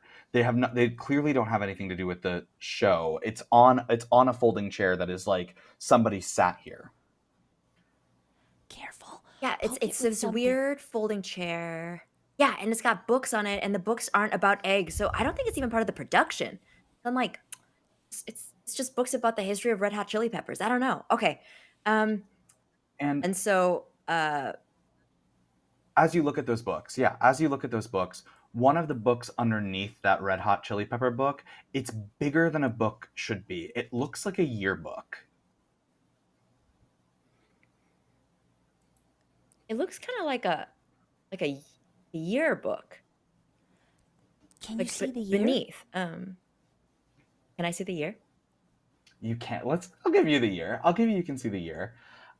It is Okay. 16 years prior. It is the yearbook that is roughly, this is recognized to you, it is the yearbook from the year that the shop was destroyed, the croissant store. It's 16 years ago. It's the yearbook from that time. Oh yeah, it's definitely them. What? Okay. What are they gonna do? Okay. With this? Don't touch anything. What if that's like a bomb, or what if that's like Little Tug Tug Part 3 or something, or what if they rigged it so that it's someone sits on it and explodes? I don't know. I'm having a lot of really bad ideas right now. Yeah, I'm really. there- I I don't know what wonder they're gonna if- do with it. I wonder if there's a way that we can just kind of slowly like pull the chair with everything on top of it out, or throw rocks at it from far away to set off the explosion. Any of these sound like good ideas to you? I'll say that there are I no don't know. rocks in your immediate there are no rocks in this place. There's maybe there's not even props. It's just set and like the floor of this loading dock and a chair with these books on it. But you can probably slide the chair closer to you, or you can use other things to throw at it. Yeah, see if there's anything weird about it, or if it's just books.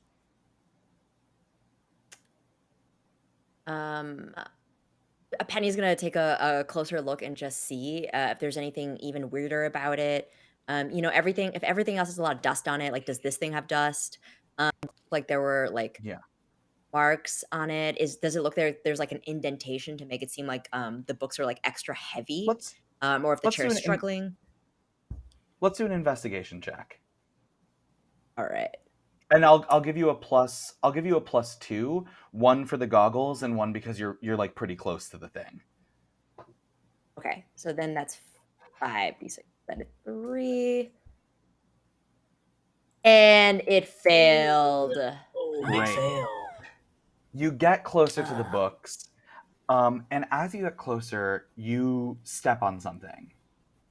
Something that totally missed your vision before. It's a squelch sound, like a... and you look down, and it is beans. It is a lot of beans that are just sort of on the ground, and they make a trail that sort of leads behind a set piece. I think I just stepped on some beans, Hazel, and it is squelching, and it looks like there's a trail, and it kind of leads behind that set piece. Do you need me to come with you? I can't see anything. Yeah, I need you to hold my hand because I just stepped in some beans. God, I'm so glad I left Charleston out there with Tug on the lawnmower. I'm pretty sure I taught it how to drive as well. Anyways, yeah. Okay, why don't we investigate together? There's probably no way to like break the headset in half and keep it like working, so I can give like half of it to her, right? I don't think so. We've launched a chicken today, but I won't give you breaking a headset. While y'all are joining together in the darkness, let's cut to outside of the school again, right outside the loading dock. The two of you. Tug, you've been looking at this lawnmower. Where's your rocket launcher? I've got the rocket launcher in hand. I'm basically, and then the belt, the long belt trap is tied to the nose of the rocket, so I'm ready to fire as soon as he steps inside that trap. Great. And Wyatt? He's got that distraction mower. Yep, still ready with the distraction mower to draw some attention, send it elseways. And then for the rope to tighten, and then I'm just I think sitting there kind of antsy, like leg will not stop shaking, probably shaking a little bit of the bush that I'm like hiding in. Just can you roll a sneak check? I'm very quietly like vroom vrooming it like it's a motorcycle to myself, but I'm not like activating it. I'm saying vroom, vroom. Great. I love yeah that. let's I just want to do a sneak check for your anxiety. Sure. Okay. Oh, we got it. We got it. How do you get your leg to stop shaking? What I certainly mental tactic do you use? Oh, I definitely don't. I just move my leg further away from the making contact with the bush. I just adjust my angle so it doesn't disrupt anything, so I can just shiver in anticipation in complete silence. Sweet. Okay, we're back in the loading dock now. The two of you, Hazel and Penny, you're creeping forward a little bit towards the set piece. Yeah, is that correct? Are we walking toward it together? Is that what we've decided? Led by Penny? We're holding hands and we're like crossing it, and then Penny's like, wait a minute. The play's about to start, right? Yes. So that means that this entire auditorium's full of people, right? Do we hear people? You actually you don't hear people. What you hear is the rush and the anticipation. And almost instantly when Penny says that, a light turns on from the stage. This room is suddenly flooded with light as a light turns on, and you hear a freshman. You hear Sheriff Dan's daughter, Deborah, Danica Dan. You hear Danica Dan go. The Eggman cometh. A play in 4 hours, and that's when you sort of hear the rush of an audience being like, "This fucking children's play is 4 hours long," and you hear like violin strings, and that immediately floods everything that's going on. And while that's happening, though, as much as you would love to be enamored by this play, the light sort of triggered. Now you can see this room for all that it is, and coming from behind the set piece where the beans spilled is just a massive amount of blood. And right from behind that set comes a wailing Hans Flay. His neck has been slit. He's choking, and he's like, I just wanted to mix the beans, and I was slashed. And Hans dies. Hans is dead, and he lands smack dab on a dead Mr. Benson with the tray of beans. And it does become clear to you in this moment a couple of things. One thing that becomes clear is that perhaps Hans wouldn't have died if Tug had just given him that can of beans. But there he went.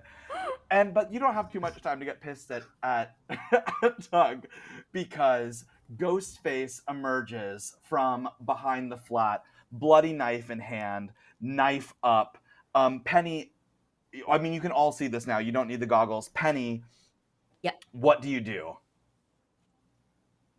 I fling the goggles at him as hard as I can and take Hazel's hand, and we try to like pull her to run. Amazing. Let's do a force check. All right. That's 6. We have been rolling though. The way I've been rolling is very bad. Do you have anything? Oh, Do you have any? Oh no, No. we don't have the reroll. You fling the things, it just flies right over the shoulder of Ghostface. Ghostface like laughs audibly. It's like, but in the thing, it's like ha ha ha. And you're gonna try to turn and grab. Oh whoa, cool. Ha ha ha. It's also like a crazy distorted Ghostface mask. And Hazel, I'm gonna turn the action to you. Penny grabs your hand. What do you do? Now that that's failed, you're sort of the one that gets the next move here. Yeah. I'm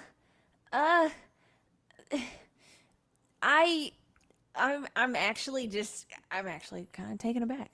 I see that there's got to be like a rigging set right next to us, right?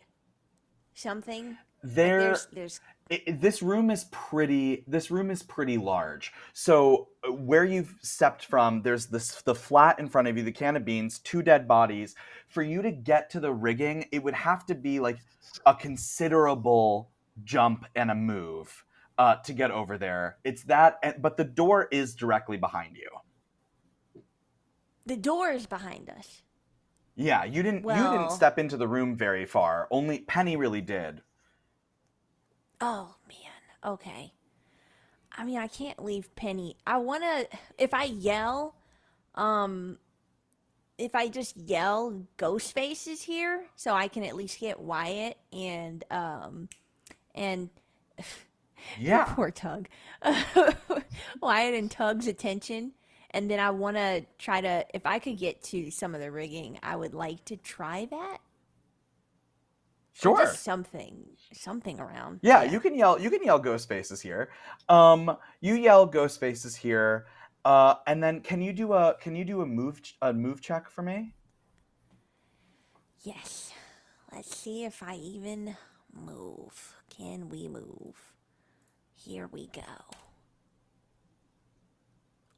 Okay. No, we don't move. Do you have any rerolls? You have 1 reroll if you want to use it. I shall use it because it may save your life. Let's pray. Let's all pray together. Oh, it's like There we one go. Ooh. Oh wait, no. One off. Was that a It was a 5? 5. Sad. Yeah, it's a 5. Yep. You turn to run towards the flies, but you have stepped forward a little bit, and you did step into the beans. So you turn and you just immediately crash to the ground, head facing the door, further from the fly lines somehow than you were. Then we're gonna go outside to this group that's outside, Wyatt and Tug. You hear what? Oh, you have no idea what's going on. You just hear the sound of violins, and then you hear Ghostface is here, and then you hear a loud thud on the ground, and it all is like that fast. Uh-oh, I think he slipped in there before we got here. I guess let's go in. Okay. Oh, okay. And I will burst out of the bush and then slam my skateboard under my foot and use the lawnmower to pull me forward towards the loading dock. Awesome. Oh, that's fun. Tug? I'm gonna run in and I'm untying the belt from the rocket launcher, and I'm just going in with a rocket launcher. Amazing. To this school. So dangerous. Mhm. Let's have Wyatt, can we have you do you're saying that you're gonna launch yourself in with the skateboard, holding the lawnmower out in front of you? Essentially Functionally propelling yourself using with the lawnmower to pull me forward. Yeah. Great. That's a move check. Move is pretty strong for you. Let's do a move check, and let's add 1 in addition to whatever you have. So I normally have 7 plus 1 for my skateboard, or is that the plus 1 that I'm getting now? Oh, you want +2? All right, yeah, +1 for the lawnmower, +1 for the skateboard. No, I was just asking for. I'm just asking for clarification. I'm not trying to pull one over here. You can roll 9. You can roll 9. It's a finale. You can roll 9. I'll take the 9. Oh baby! Look at all that nothing. Yes. Wow, I believe that is a lot of. That is a lot. I of believe fail. I do not have a reroll. No. It happens. I have an Do add you- die, but I don't think that's going to help me here. You haven't added die. Sad. Oh god, 3. That is a critical failure. Okay, we're gonna say that you kick on the lawnmower and your skateboard, but you lurch forward and your skateboard slides out from underneath you, and it is just instantly shredded by the lawnmower. Your precious beloved skateboard is just completely destroyed by the lawnmower, and then the lawnmower sparks up and instantly sort of bursts into flames in front of you, and there's like a small controlled lawnmower fire that goes up and then goes out, and you just fall flat on your face and your front tooth flies out. That's 3 ones. The lawnmower breaks, skateboard, you lose your front tooth, and you vomit. I mean, I'm so sick and upset over my skateboard. Yes, absolutely, I vomit immediately. Classic response. Classic vomit response. What about my freaking mower, dude? Meanwhile, I can't hear you over the sound of me vomiting and the blood pumping into my ears from rage.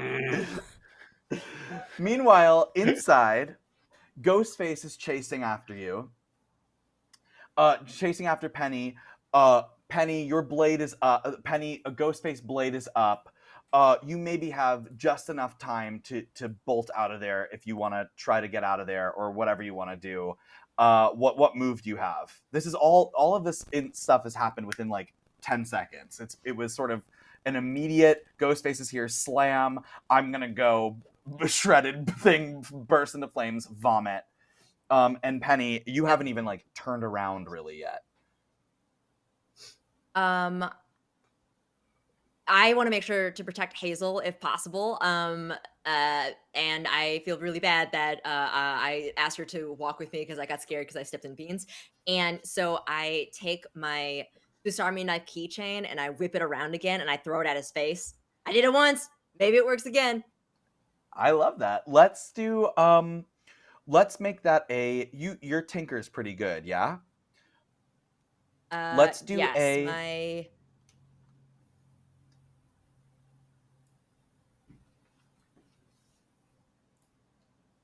Should I do a tinker roll then? let's do a tinker. Yeah, sorry. Let's do a tinker roll +1. Okay. That is 5, 2, 7, 8. So come on, come on. Yes. Oh yes. Thank Oh, God. thank God. Describe how that makes impact. Okay. Like So Four I Fingers. take my keychain, which has off-brand Hello Kitty because my parents don't believe in brands, and I'm holding the cat in my hand, and I'm just like whipping the keys around as much as possible. And we're talking a lot of keys. We're talking a lot of things: Swiss Army knife, pepper spray, all that good stuff. And I just whip it straight at Ghostface's. Amazing. You whip it at Ghostface's face, and it cleanly knocks the blade out of their hand. You and the blade like pierces the Hello Kitty ear blade pierces the shirt of Ghostface and pins Ghostface to the set. But you can tell that it's like through their, not just through the shirt, but through their like neck. So they are now like fastened, sort of like a staple gun, fastened to the set of the wall. Or, to the egg set that says "The Eggman cometh," and they are scrambling. Their mask is sort of hanging on by a thread. You have successfully pinned this ghost face. Hazel, I got him. Greeting cat, got the bitch. Yes! Oh, this is great! Tug! we Tug? need your rocket launcher! Oh, so we're killing. Okay, I like this. Well, we don't want to unmask before threaten killing them. to find out. I'm I gonna just want to point my point the rocket. rocket launcher at them. I'm so pointing they my stop rocket what they're launcher doing. at him, and I'm saying, "Don't freaking move while we unmask you." and Ghostface is now panicking, and you hear them, and they're like, I'm sorry, I'm sorry, I'm sorry. And then you, who's unmasking Ghostface? Penny, you pinned them down really well. You should take it off. That's me. Is he still holding the blade actually? No, the blade did is the blade gone. drop? The blade fell the blade fell. I pick it up. Awesome. Good call. So I take Charleston with me aside just as extra protection, and I slap the mask off of his face, hit their face. The mask flies through the air, revealing a massive head of curly blonde hair, and you even see sticking out from the gown some shoulder pads, and you recognize this person instantly as Sally Malley. And she looks directly at y'all, and she says, "My name used to be Deborah Damon. I was happy. And then you and your family closed my store. They messed it right up and ruined it. I had to leave. And I killed in the movie theater, not even in Ghostface clothes. And I got out. I was doing so well. And then I met Ghostface. I was so sad." And then she starts laughing and she says, "But you thought that you had me? You thought you were going to get little old me? Don't forget that there's two Ghostface. That's right, there's two Ghostface. Ghostface. It's the plural of Ghostface. It's Ghostface." And so she's bleeding. She's getting a little loopy, and she's like, You all are gonna pay for what you did to my family." Do you want to ask her anything about anything as blood continues to squirt out of her neck Where's as your she's daughter? pinned to this wall? Yeah. No, I'm the daughter. My mama died. Oh. My mama couldn't Oh, handle oh. the way the pastry shop, oh. and she died. And I, as her daughter, that looks exactly like her. Was that not? I'm so sorry that was not clear. This was my whole mission. I was not. No, clear. you just I didn't can't wear do anything sunscreen. You have a lot of right. wrinkles. It's can't really do hard to anything tell right. what's happening. Are you working Sunscreen's with the really, government? really I was doing important. this for my- Are And then- you on a and then mission she from the started government? laughing. What? What? Are you working with the government? No. You can't lie to me. I No, got a I'm rocket working- launcher. I'm working for another Ghostface. I thought I made that clear. I am working with another Ghostface. They're Okay, lying. who's that Ghostface? Or we're gonna show everyone in town who you are behind this curtain. No, and please. they're gonna have some words and things to say. Ooh. And possibly do. Can you do a lead check for me? Thank God that's a lead check. Maybe I'll have a chance. All right. I believe in you. Here we go. All right, there we go. I'll give. Yeah. It's gonna be a 4. It's gonna be a 4. Please. Oh yes, 1-6. She looks at you God. terrified, and she says, "That was a great roll." She says, "I'll be real with you, because I don't know how much time I got left. The Hello Kitty thing took a chunk out of my neck, but Ghostface." The other Ghostface, I've never seen their face. I don't know who they are. They just came to me writing notes in different fields asking if I wanted to team up. And I said yes because I was so angry. I said yes to that Ghostface. I don't know who they are. And as she says that, you hear, or I mean, rather you don't hear, Tug, you've entered into the loading dock, and so the doors are open, and you see at the other end of the loading dock, or not at the other end of the loading dock, like right out of the loading dock, right by your car, you see the other Ghostface standing there. And you're still holding that rocket launcher. I fire at my own truck. Oh. It's them. Wow. Let's do I keep making everyone roll tinker checks, but let's do a tinker check. It's a rocket launcher. Let's do +2 dice for that. And your car. You're giving up your car and the rocket launcher. I got you in my sights, you bastard. And that's 11 dice. 1-6. 1-6. Needed That's all all you 11. Can you describe what happens as you shoot this rocket launcher? Oh yeah. That rocket, it's a gas-powered rocket launcher. So first of all, when I fire, the rocket launcher explodes on my shoulder. Yes. And if I could, I'd love to die in this moment. Absolutely, you Love for can. it to come- You are The you rocket- absolutely can die. The rocket propels forward, held together. It is a bunch of lawnmower gear shifters, like duct taped together. And there's just like an actual grenade strapped to the front of it. And then some fireworks strapped to the back just for sound effects, like the whistling ones. So it's like psh, psh, psh, psh, like all kinds of crazy whistles happening as this thing goes through the air, and it's spinning and spinning and spinning. And it misses terribly Ghostface, but it hits my truck perfectly, which is very, very, very gas powered.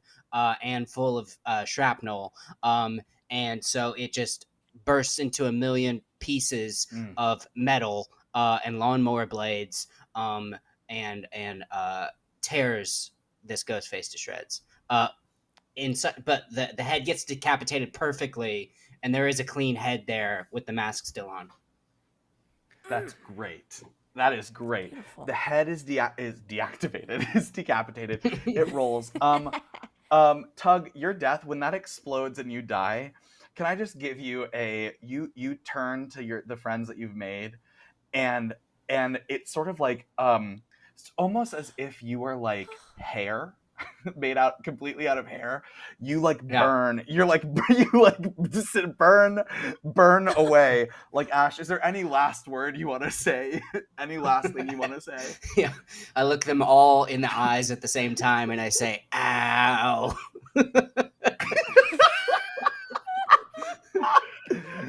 And just as quickly as he appeared, he just smoke Oh my evaporates. god. The play is miraculously still going on.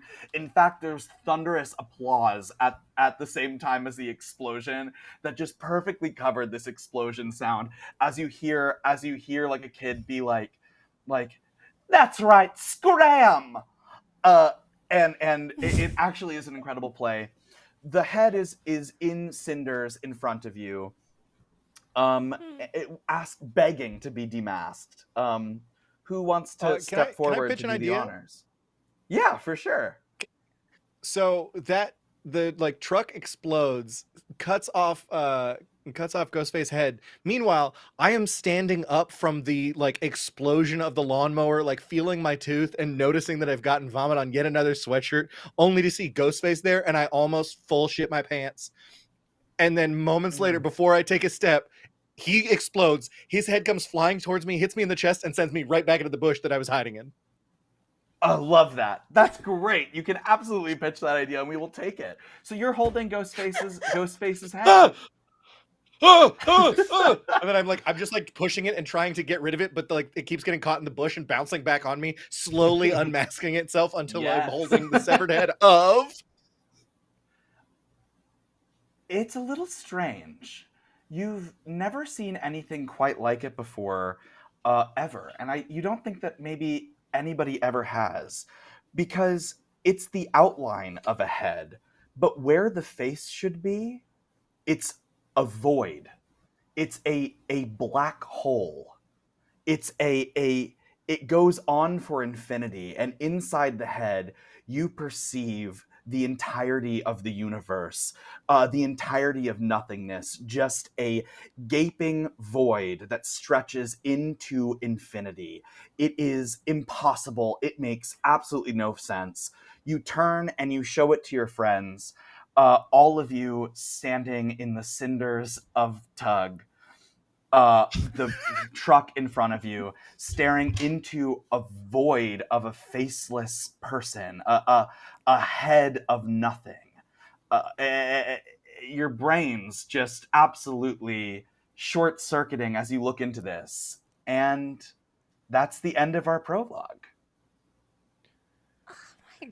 Nice. Wow. Standing in the cinders of our friend, holding a chicken, wearing red corduroy pants that we duct tape onto his body, as Wyatt is covered in vomit and a little bit singed, has no tooth, and there's blood everywhere. And the blood that poured out of the head onto my body, yes. We've got beans on Sorry. our shoes. Yes. Covered in that. Thank you. Yeah. And beans on our Holding shoes just- as we perceived infinity and also nothingness at the same time. Incredible. That's the way it's supposed to go. A very fun ending. All will be revealed in part 2. Or in part 2. In our main campaign starting July 11th. We're switching to Mondays. The time and stuff is all going to be announced very soon. Very excited. Y'all, this was a blast. Can we go around and just introduce ourselves in a circle, starting with Wyatt, go all the way through, how we can follow it, and then call it a night, because I know we're a little over. Yes, I am Trevor Adams. You can find me at Howlett, HOWIETT on Twitter, and also Plunder Blunders, my D&D podcast. But that's about it for me. Chelsea, to you. Hey, hi, I'm Chelsea Bites. You can find me everywhere at Chelsea Bites. I like to roleplay as well. You can catch me on quite a few games, like this one, which is now my new favorite. Right on over to you. Hi everyone, I've been Shu. I've had an excellent time. You can find me at Hello There Shu across all the boards. I saw that eye roll, and that's all I have. Okay, Lucas. Hello, I'm Lucas. I'm on Twitter and Instagram, and Kolok. Also, watch the past broadcasts of that show that we just finished on this same channel. Yes. Links in the chat, probably. For And me. I am Dylan Guerra, and I have been your GM and the creator of Slasher Town. Listen, y'all, here's the deal. I want to go in just really briefly about how Slasher Town is going to work in the main campaign. Slasher Town is a horror campaign. We're modeling every episode. Sometimes we'll do stretches of multiple episodes. We are modeling every episode after a different horror film. So this was obviously a 4-episode stint on Scream. We're not announcing what the next horror film that we're going to do is, but it all will be connected to a greater campaign with its own lore and all of that. Listen, I want to make this as awesome for y'all as I possibly can. Talking about it on Discord always helps. We're big on Twitter. We love Twitter. If you want to hashtag SlasherTown and pitch ideas, what horror movies do you love? What would you like to see in this universe? I am still crafting all of the worlds we're going to go to. We know what the next one is, but we're looking down the road. It's been such a joy. This has been such a fun project for first little GM baby me to invent this crazy little world. So thanks for dealing with my little tech issues tonight and all that stuff, but I'm very excited for this wacky, insane world that we're crafting together. We will not be doing anything Minions based, but I do at some point want to do a drama. I do want to just do like The Hours as an episode, but getting the rest of the team to agree to that is an uphill battle, and I'm not sure if it will be the hill that I will run up and die. But here we go. But exactly.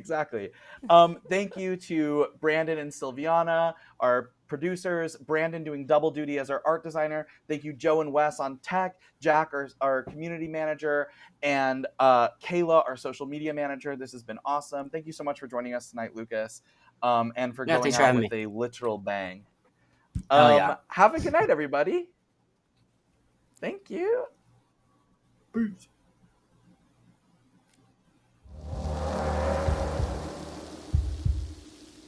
Hey, you sneezer.